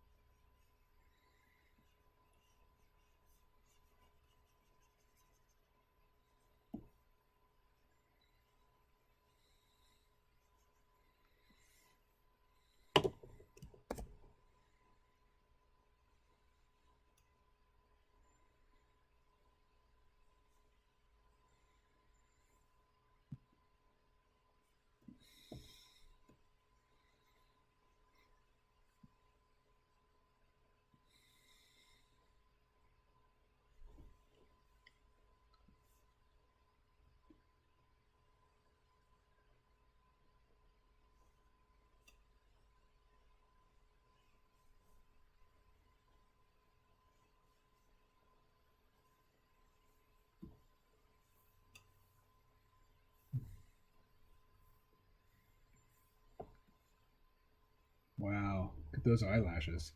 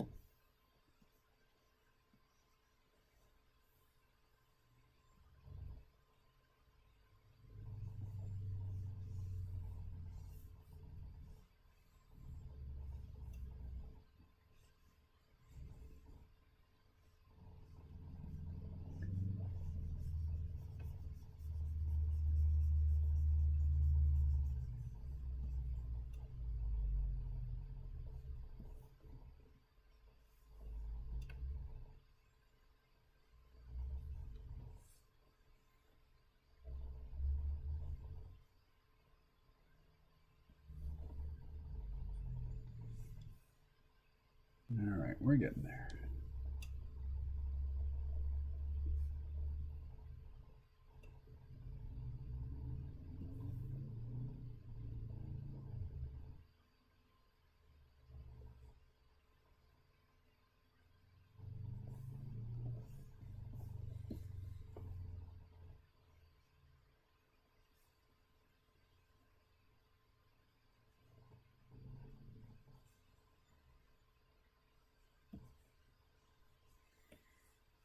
All right.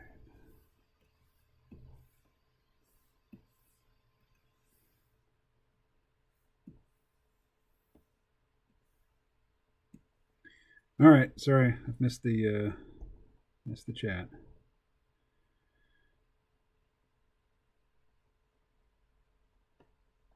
All right. Now, it seems like Michael's not going to be calling in. Does anybody want to join the Skype call? Ed, you want to join the call?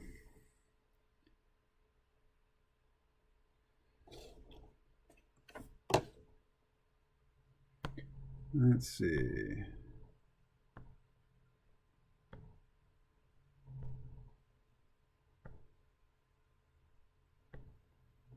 Paul says, my neighbor gave me like 6 cubic yards of mulch. Off to go shovel. Happy Thanksgiving, KMO, and Merry Black Friday, all. Oh, so I guess I've missed Paul. That was from over 10 minutes ago. Let's see.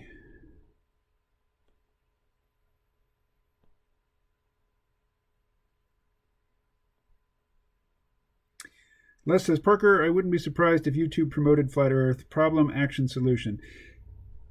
Yeah, I mean, YouTube definitely does. I mean, not as a matter of deliberate policy, but the algorithms have discovered that the best way to keep people involved, keep them on platform, one good way anyway, is to take them down a rabbit hole of crazy conspiracy. So, yeah, I mean, the Flat Earth worldview would be much impoverished without YouTube. There is a way of communicating that is propositional as opposed to assertional. If you propose ideas to others for their consideration, it is much more conducive to harmony.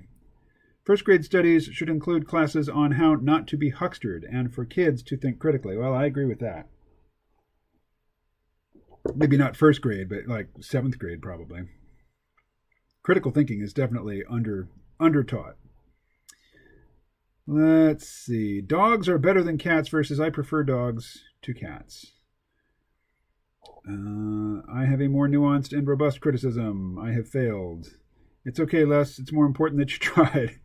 Okay, let me try again. The wrench exists only as long as it is wielded. If it is not wielded, it doesn't exist.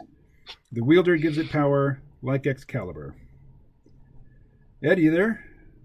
Who do I hear? Yes, I'm here, KMO. Hello. Hello. Alrighty. May I call upon you to keep me up to date in the chat? All right, I'll do that. I'll provide that service. Thank you, sir. So I will not be looking at it now. Ed, have you seen the movie Cabin in the Woods? You know what? Based on your recommendation yesterday, I reserved the Blu-ray, so I'll soon be waiting to pick up at La Grande Bibliothèque. So you'll be seeing it in high quality. Yeah, it's an exquisite pleasure of mine that I enjoy in the dark winter nights, is watching all this content on my wall. Oh, that's right, because you have a projector. Recently improved. Oh, so, what's going on?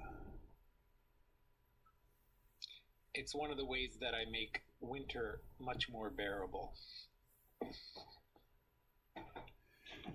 Yeah, it's almost dark here. Blah. You didn't get a major snowfall last night, did you? No. As far as I know, we didn't get any snow. We had our first dump last night. It's quite beautiful. Rose is very anxious for snow here. She wants documentary evidence.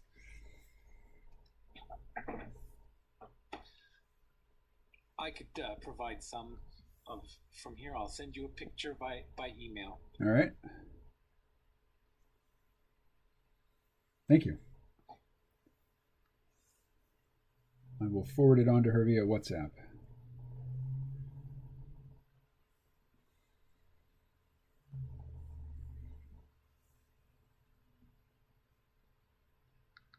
Les says, and I'm not perfect either. And then I said, how can we use this daily live stream to perfect ourselves? And then Les says, you question, Ed, is the personification of both the question and answer. Parker, okay, good chat. I'm off to the store on a mission for baking soda. See you later. Kaplach, Parker. Listen, Kristen Connolly was really hot. Cheers, Parker. Christian Connolly? Kirsten Connolly. Kristen? Huh. You just wouldn't say, Ed, look that up. A la Jamie from Joe Rogan. Right. But there's a habit that I've inculcated in discussing controversial topics is putting forward ideas as proposals rather than assertions. Like if I assert something, if I shove something in your face and I say, this is true, I find it to actually be quite aggressive. Yep. Versus if I see you as an intellectual peer, who I have something to learn from and who will not necessarily just take what I'm feeding them without critical thought, then I will propose ideas to you. What more in the matter of what do you think of this, versus saying this is what I think and it's true. Feel the weight of the science I'm dropping on you. Yes. And so I usually take umbrage at that, but there's a word that I don't see used a lot. It's called flame war in the early days of internet discussion. Yep. So, people who were at all in the know learn techniques for avoiding flame wars, because conversations that descended into flame wars, they were like tedious. It was over by the time it became a flame war. Yep. So conscientious internet users used to learn to avoid that. And I suppose that habit of putting forward opinions as propositions helps to avoid that phenomenon.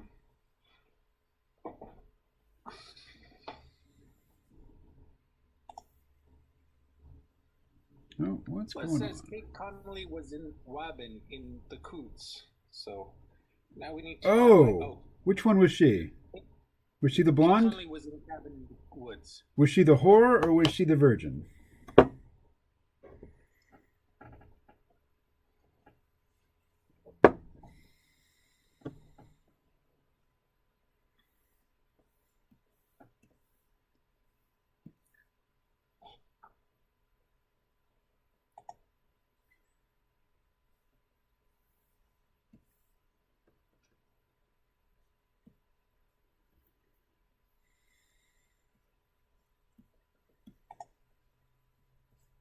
Yuck, that didn't work.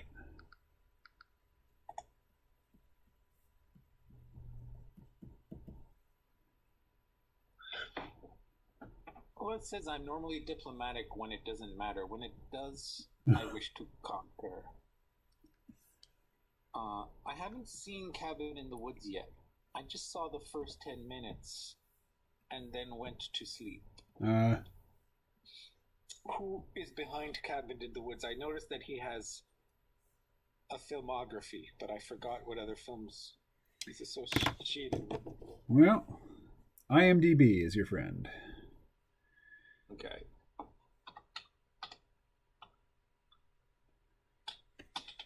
Although you might want to maybe just steer clear of all that right now, because there could be spoilers lurking. There are major spoilers for Cabin in the Woods. I would actually avoid all that. Just, for your own future viewing pleasure. Drew Goddard. Yes, he's the director. And what else has he done? Checking.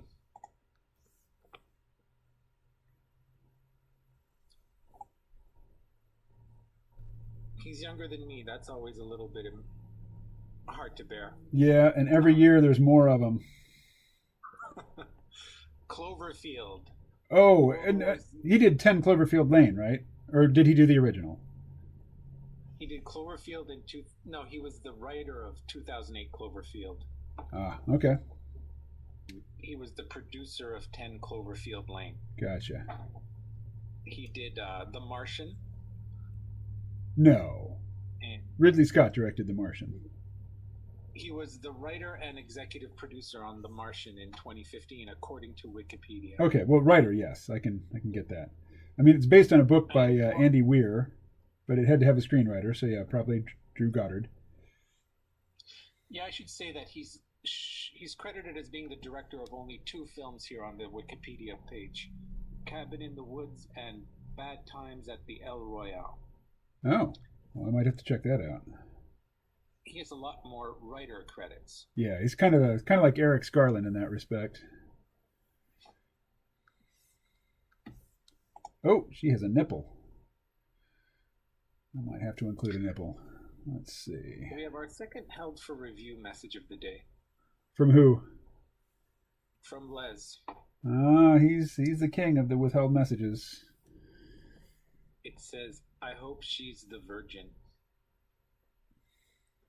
I think this is... Yeah, I will say no more on that topic because spoilers galore. I've actually taken to muting the feed when you guys start talking about The Mandalorian. Oh, because you're not caught up? No, for one, because I'm using the Bay to get the material. Uh-huh. But if I try to stream it to my device via my Chromecast, there's a lag. It can't catch up, so it keeps pausing to buffer the video feed. And then when I try to watch the files on a USB disk, it won't. My Blu-ray player won't play the audio. So two technical challenges to overcome. Well, I am no fan of the House of Mouse, but I do go ahead and just pony up for the Mandalorian. You know what? I think that could be. I'd be willing to do that because I really do enjoy The Mandalorian.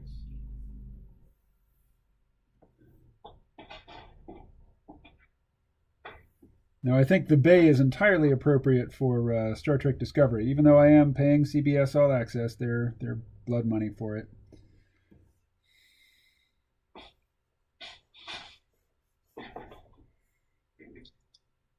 Les says, "I might have asked for 4, but how do you two know each other?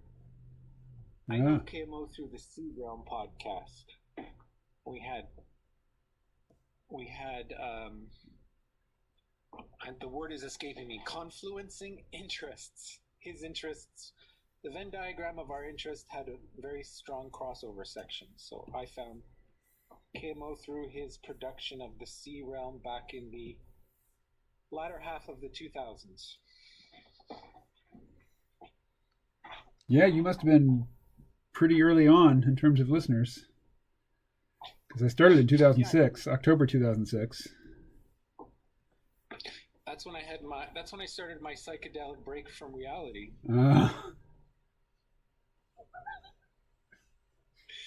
Which coincided with my discovery of peak oil. So it was an interesting that's time. a bad combination. Yeah, because when I was a youngin', I didn't do any psychoactive chemicals at all. It was only when I returned from China and separated from my daughter's mother that I started to dabble in psychoactives. And at the same time, I discovered peak oil. So I was on a little trip there for about 5 years before the dust started to settle again. You were also quite the fan of nitrous oxide, as I recall, in that period. Yes, that was part of it.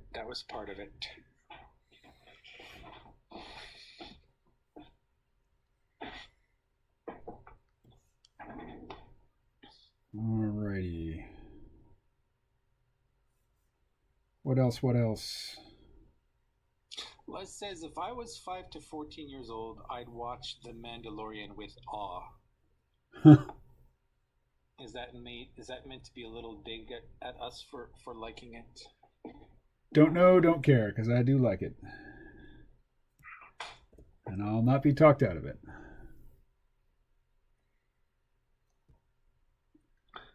Like, once I decided that I was okay with Star Trek Discovery this season, I stopped watching everybody who I knew would be, shitting on it. Like Doomcock. A convert. No, I'm not a convert. It's just I know that it still has problems, and somebody who is hell bent on just presenting the problems could probably get me to see it in a different light. But I don't want to at this point. Right.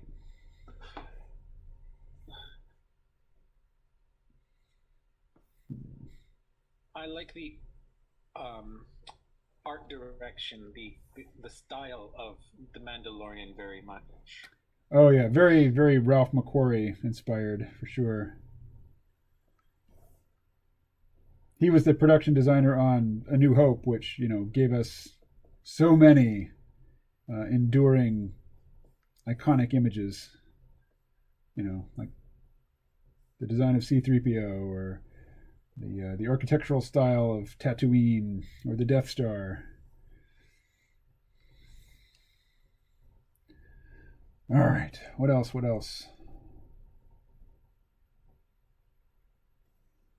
All right, so let's get rid of the sketch layer entirely. Make sure all of our other layers are turned up. All right, so now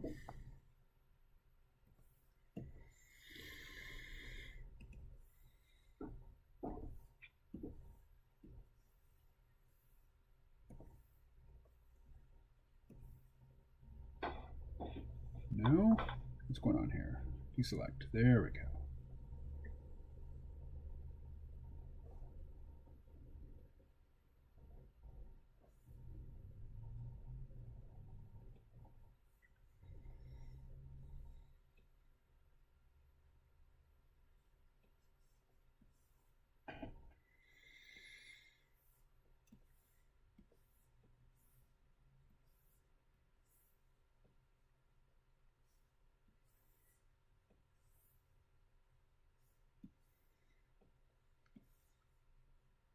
How are we doing? Got 1 hour left.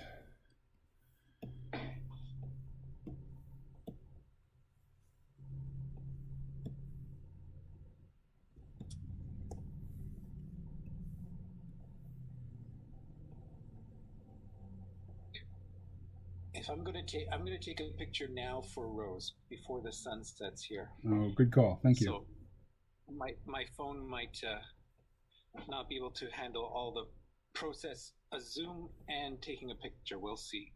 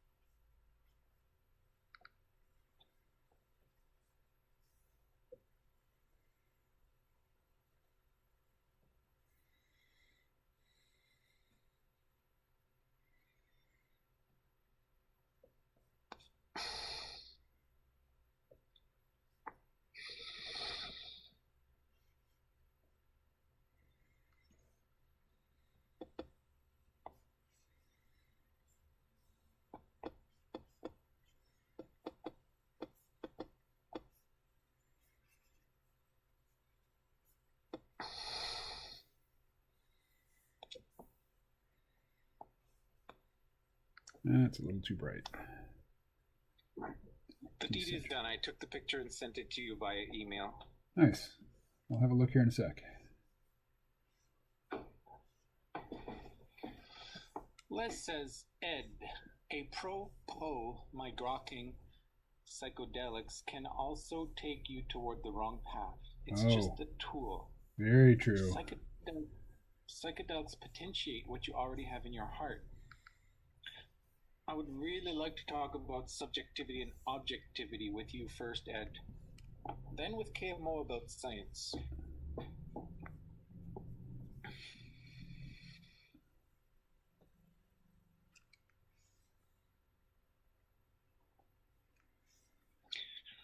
So there's a reason that I asked you about perception. May I proceed? Yeah.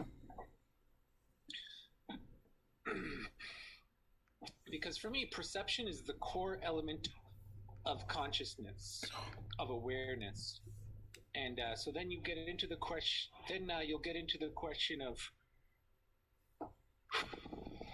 for example, um, let's say you have a rock which is out in the sun. So the rock, as it is heated by the sun, its temperature will change. And for me, this is a form of proto-perception. There is no mind receiving the stimulus, but nevertheless, there is stimulation. So when an eye perceives light, it is there's always some interaction with the environment, some physical interaction that stimulates the nerves, and then the nerves transmit the signal to the mind, and then the mind experiences perception. But there has to be some interface between a perceiving instrument, a sense organ, and physical reality. So I take it backward. Obviously, humans perceive, but then there are some things that we consider to be alive. Let's say a bacteria has sense organs which can sense higher concentration of one chemical, behind it to in front of it, so that it will move behind itself towards. So that is a form of perception. But at one point you get to that level where it's a non-living thing. So forgive my not fully articulate, but my mind goes down that road trying to define at what point does it become perception versus just an object being affected by its environment.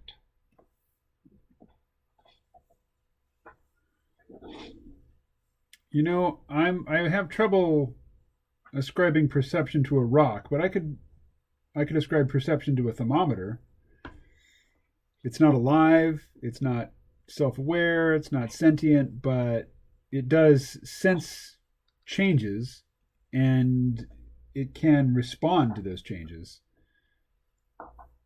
Yeah, especially a thermostat can, a temperature activated thermostat.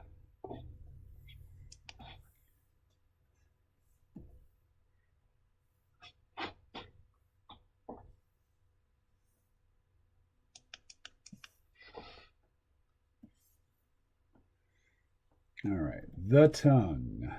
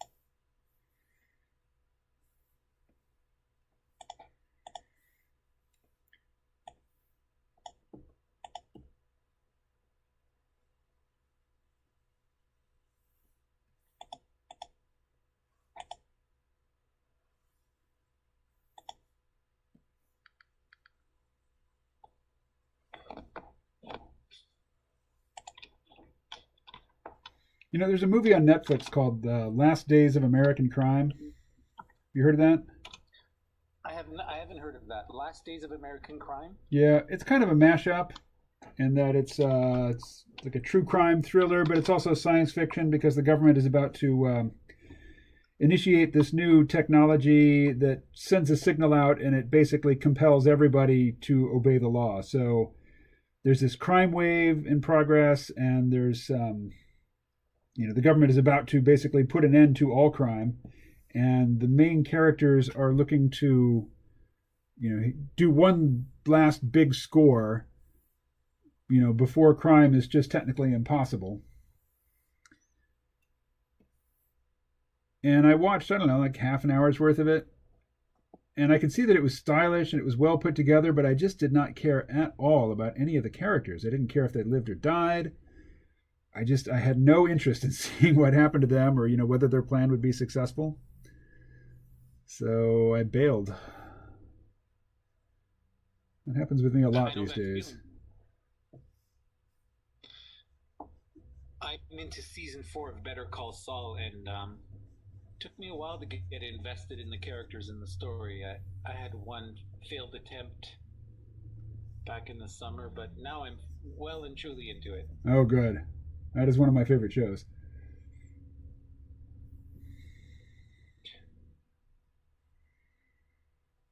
Let's see.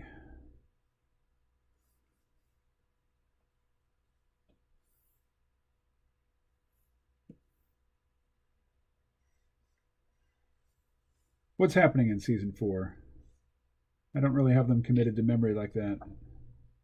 Oh, yeah. Well, first I should say I think it would be a funny solution too, because there's some controversy here in Montreal about James McGill, the founder of McGill University, who owned slaves. Right.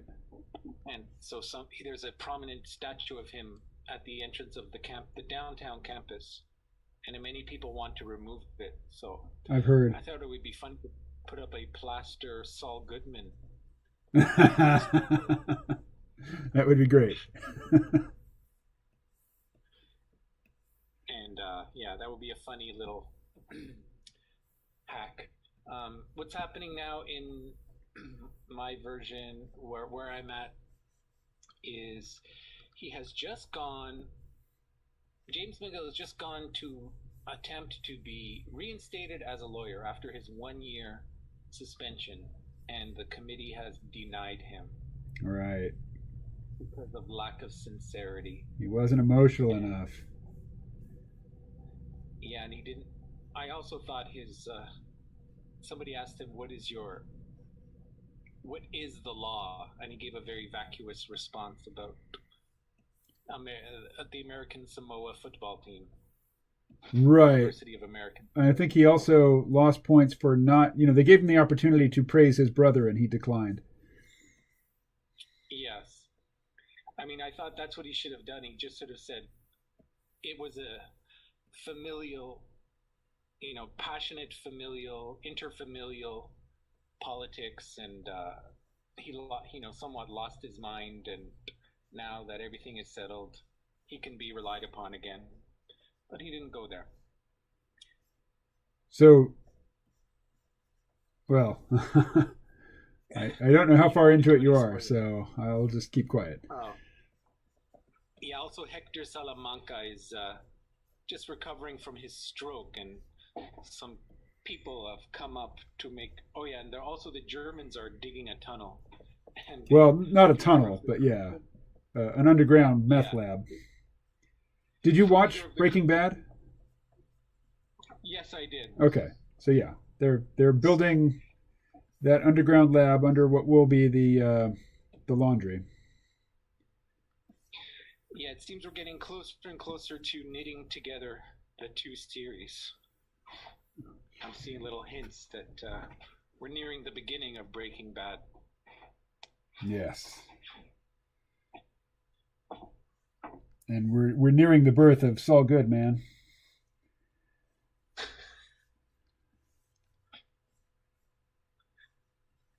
My Strong Campbell interest survey that I took from my guidance counselor says I have a lot in common with satisfied lawyers. Interesting. Lawyers who are satisfied in their career. You take this 300 multiple choice test. I think it's called the Strong Campbell Interest Survey, and they compare your results with the results of people who are happy in their careers.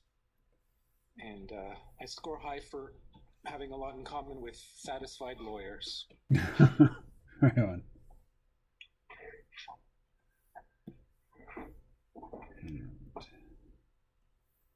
think it would be only fair of me to read what Les has written here. Okay.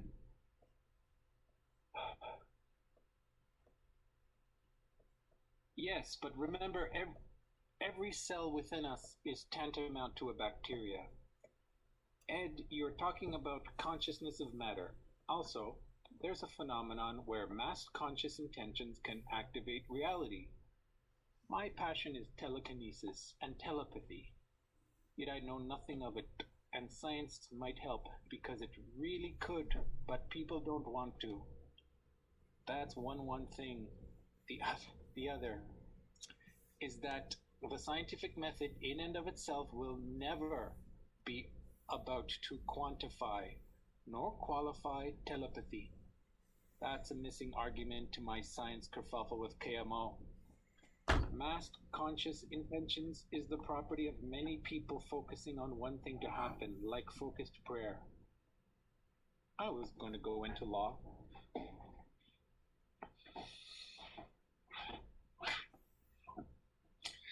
The end for now. Okay.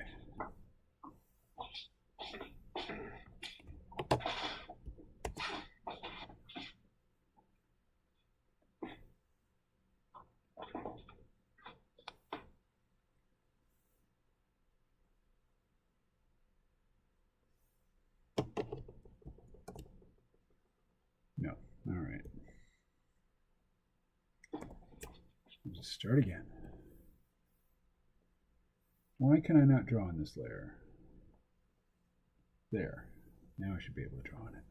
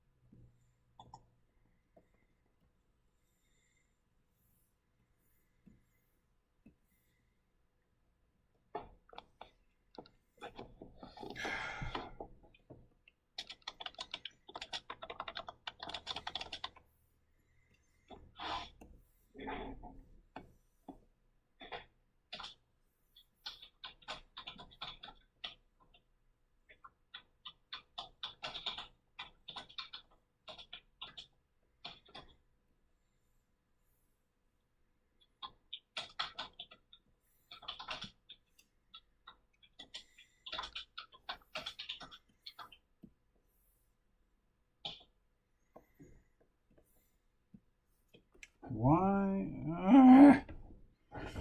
What's happening here? Oh, I see. How about that?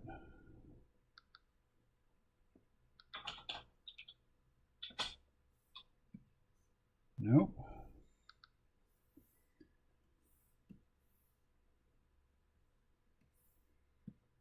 There we go.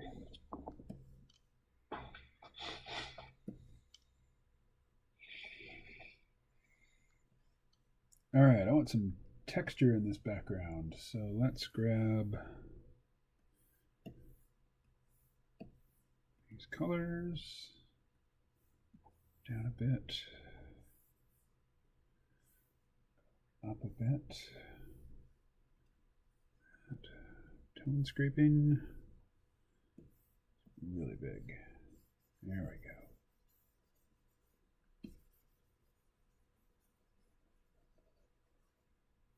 And 2.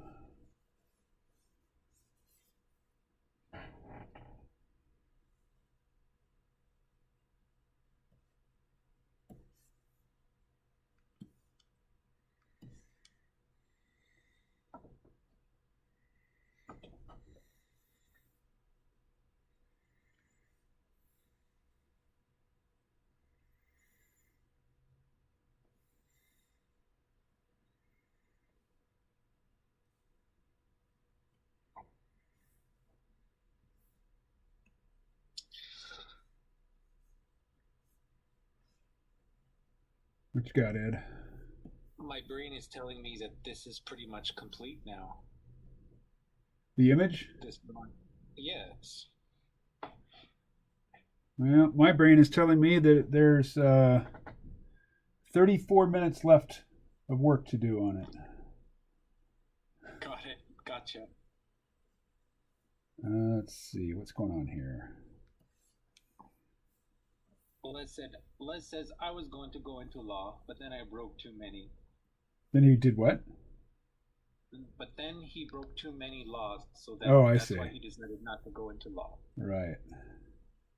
Les says, do you believe that you have a spirit, KMO, Ed? And then I answered, I believe that my spirit is that intangible aspect of myself that will be absent when my body is dead. Okay, so when people ask me, do you believe X or do you believe in X? My answer is almost always no. But it doesn't mean that I'm asserting not X. So in this case, do I believe I have a spirit? No, I do not believe I have a spirit. But that's not the same as saying I believe that spirits are non-existent. You know, it's not me saying spirit. Pfft. I'm just saying no, I don't believe it. In fact, in terms of spirit, I'm not even sure what it means or what it would be. Yeah, when people use words like spirit, you don't know what concept they have in their mind.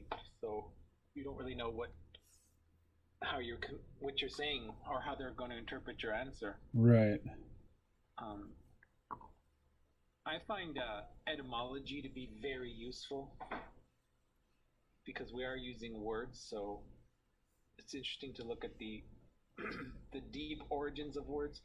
It's my understanding that the word belief is very similar to the German belieben. You know, when you say lieben is to love something. So when you believe something, it's like you hold it dear you hold that idea dear. The word believe is similar to beloved. Ah. And spirit relates to respiration, to breathe. Yes. So. And which is interesting because that's not just English. Like in Japanese, ki. Mm-hmm. Ki is breath, but it is also an energy that you summon, like in martial arts. You know, you're looking to maximize and focus the application of your chi.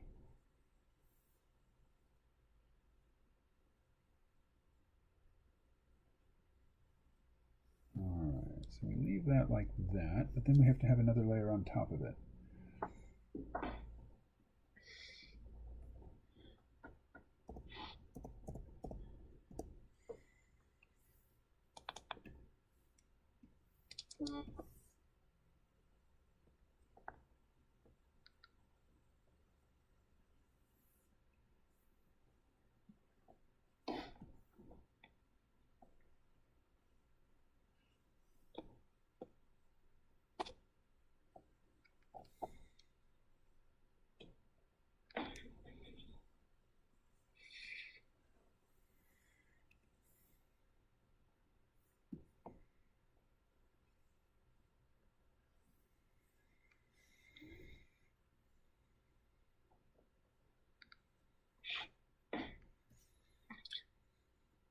Les says, Ed, be my advocate and represent me well.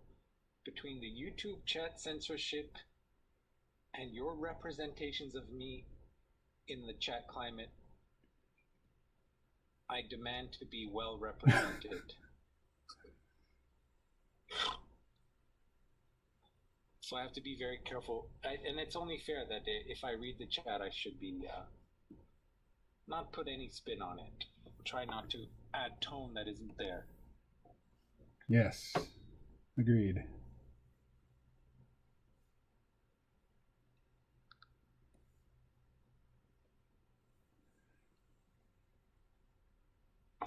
Are you familiar with the phrase from acting called chewing the scene?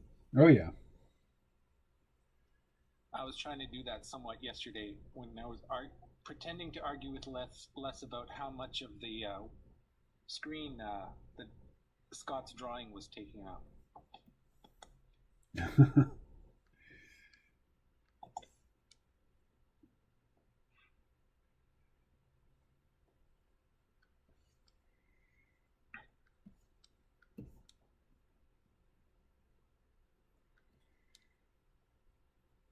All right, now.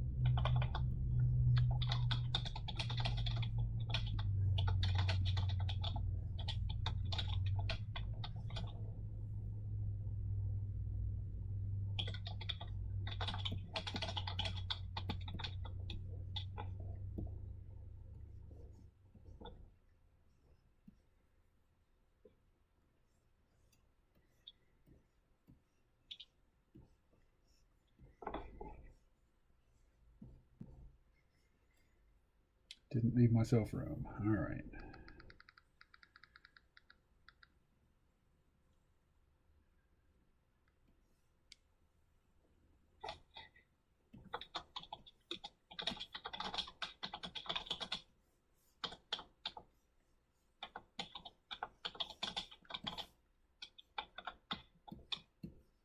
Still didn't leave myself room. Gosh darn, it's a tough word.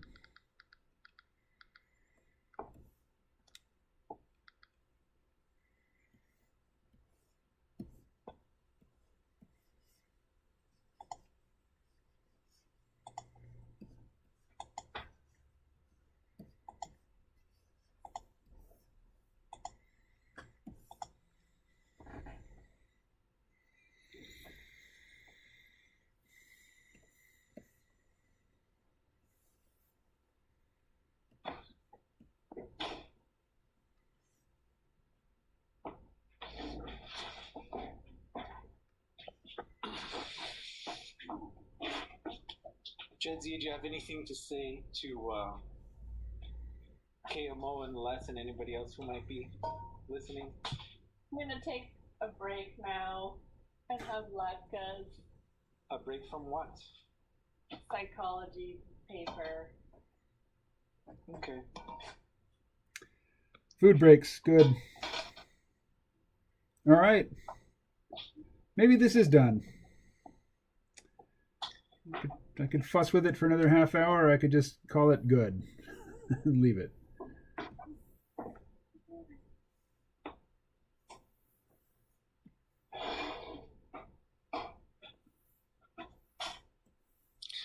And from the chat, Edward says, I promise to read your words with as much fidelity as I can muster. Les says, then you know the law. Yes. Ed says, do you know what DTIYS means, Les? And he answers, yes, I do too. You misrepresented me, therefore you cannot be my representative. I know the law. I expect you to compensate me with an admission to the host. What is the law?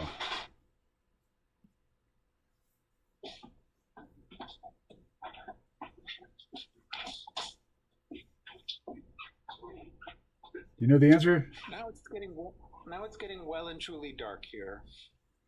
I imagine it happens a bit earlier for us than it does for you. Oh, it's dark.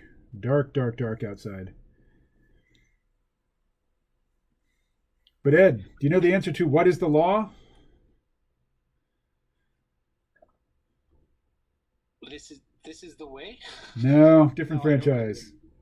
What is the law? No spill blood. I don't know that franchise. It's the Island of Dr. Moreau. But that's Jules Verne, isn't it? I think so, yeah. But it's also a lyric from a song by Oingo Boingo, which obviously I will not play, as YouTube will freak out and give me all kinds of copyright rigmarole.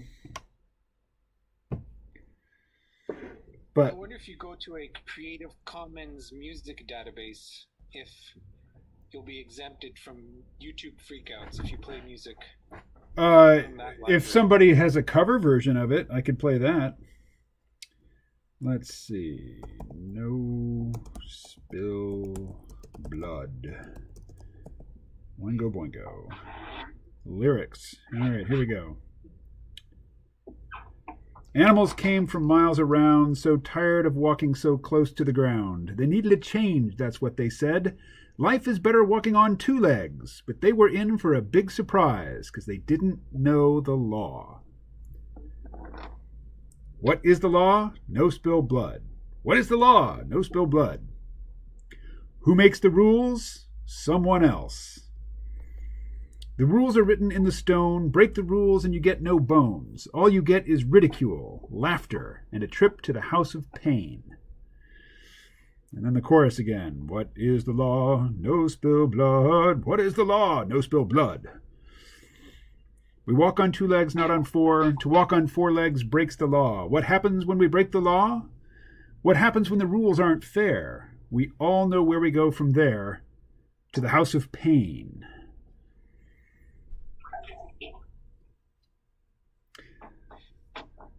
All right.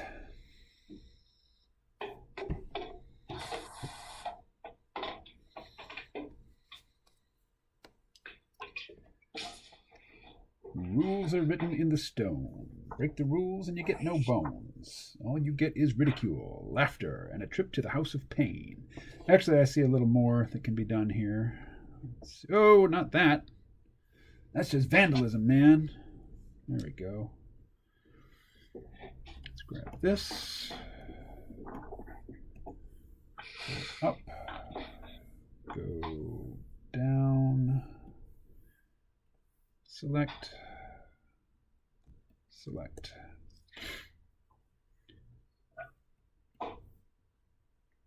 As I've said before, I'm going to Mexico for 1 month in the first week of January. Nice. I got a call from American Airlines, and they told me my flight from Montreal to Charlotte, North Carolina was canceled. And do I want to reroute my way to Puerto Vallarta, or do I want a refund? So I asked for a refund. Really? You're not going? Yeah, because no, I changed to an Air Canada. Oh, I see. And which is better because they have every Air Canada ticket comes with COVID-19 insurance. So if I get COVID-19 while I'm in Mexico, I will be covered by their policy. But I had to change my duration of my trip to 21 days because trips over 21 days don't qualify for the insurance. But they said nothing about changing your booking once you're in Mexico. So when I'm in Mexico, I'll just once I get close to that 21-day mark, I'll just move my flight a couple of weeks forward. So I don't know how they'll deal with it once I make that move. Why do you need COVID insurance if you're Canadian? You've got access to that lovely Canadian healthcare system. Because I will be in Mexico, so I won't have access to that system. I see. I'm, because you can get horrendous hospital bills when you're not in your home country. Right. Yeah, don't get sick in the United States. That would be a bad plan. Or just make sure I have travel insurance once I cross over. Yes.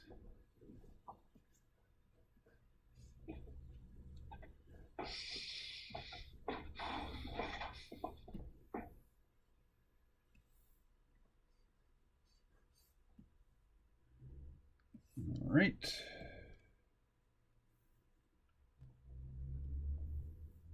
Rules are written in the stone. Break the rules and you get no bones. All you get is ridicule, laughter, and a trip to the house of pain. All right.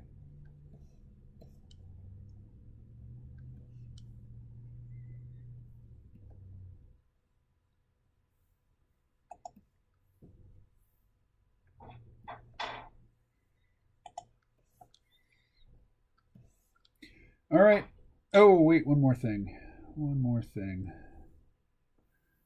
Got this recalcitrant piece of ink. There we go. So now, black.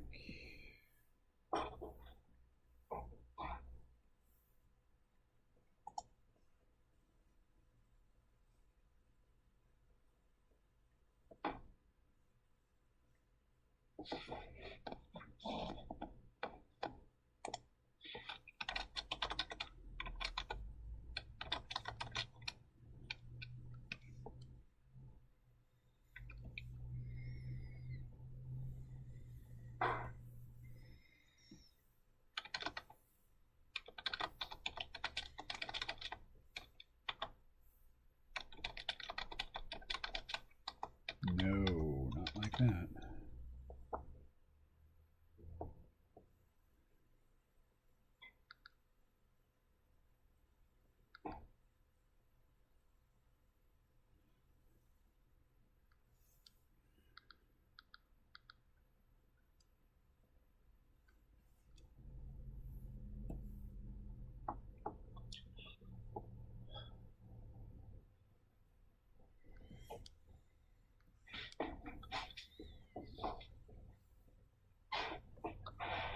What are you eating? The nachos. They're good? Burnt. You put it in the toaster? But it was already very dark.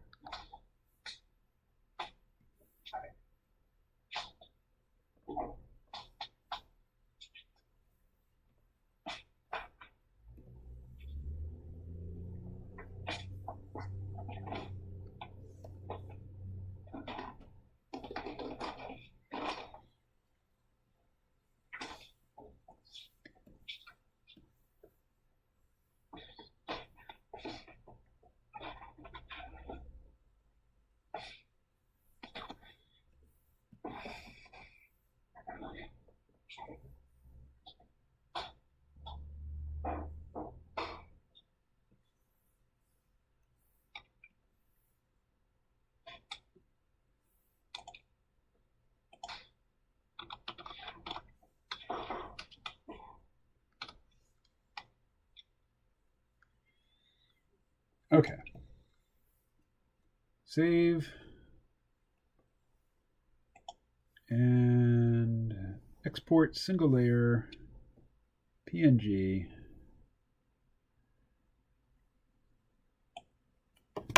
Dare I say final?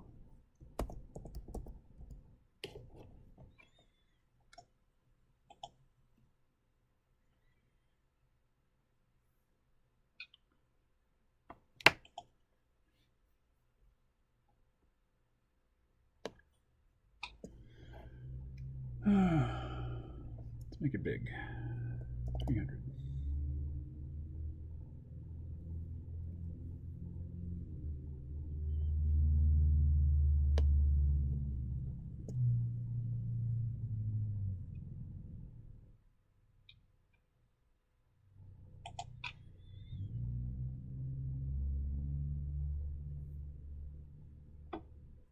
All right. There it is. I'm calling it done. So, file. I already did that. I'll just send that to Rose along with whatever picture you sent. So let me call it my email now, and I will look at what you sent. So that's about 4 to 6 hours of work right there. Yeah.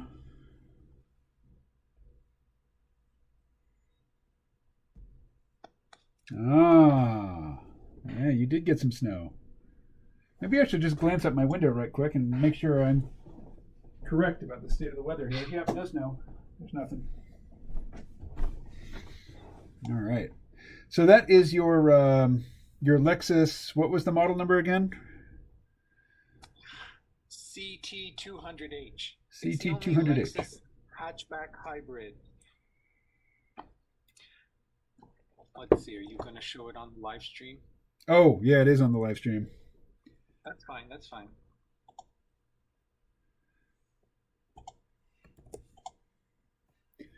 All right. So let's do Let's import something new here.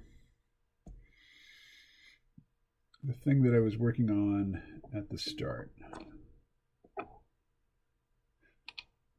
Where did I save it? Did I save it? Maybe not. Okay.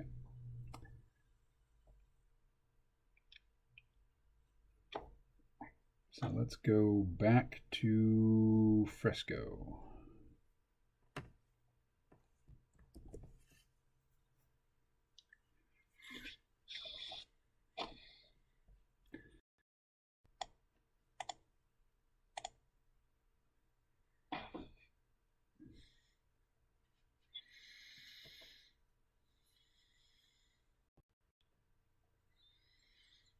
I didn't put a name on it. That's why I can't find it.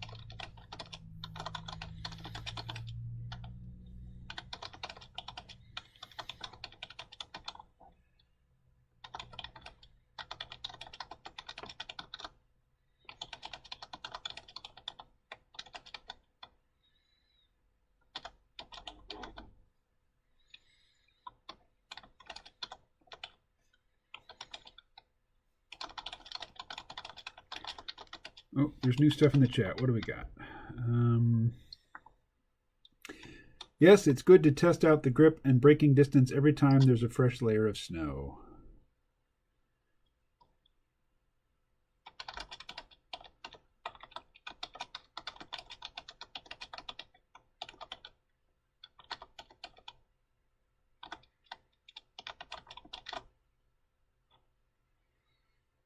It's not four-wheel drive? Huh. My Lexus was.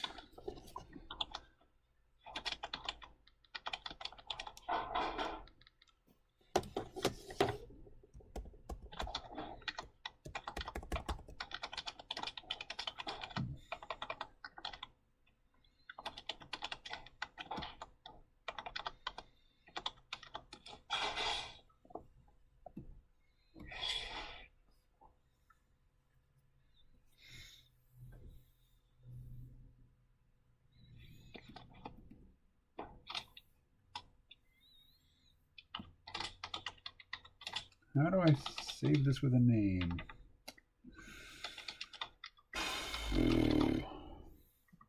It's the simple stuff in Adobe Fresco that is so hard, like putting a name on this. All right, well, it's just my document 120, so let's go back to Clip Studio Paint.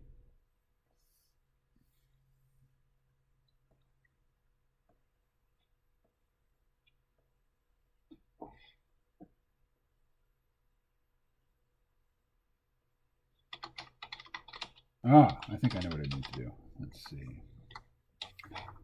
Cancel. Fresco. Export.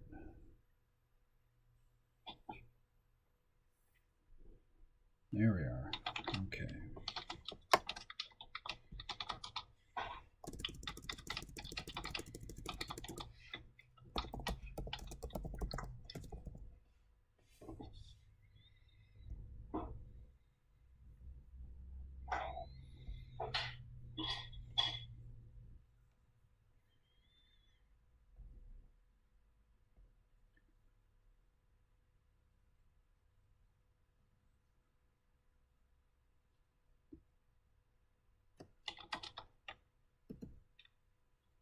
There we go.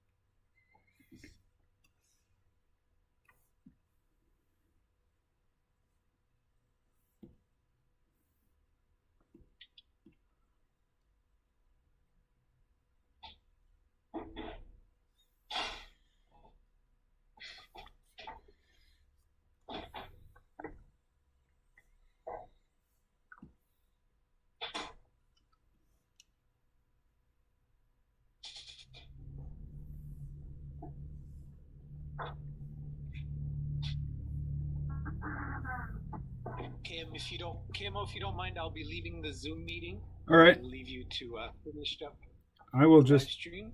just stop the Zoom meeting. Thank you for your help. It was a pleasure. I'll catch you tomorrow.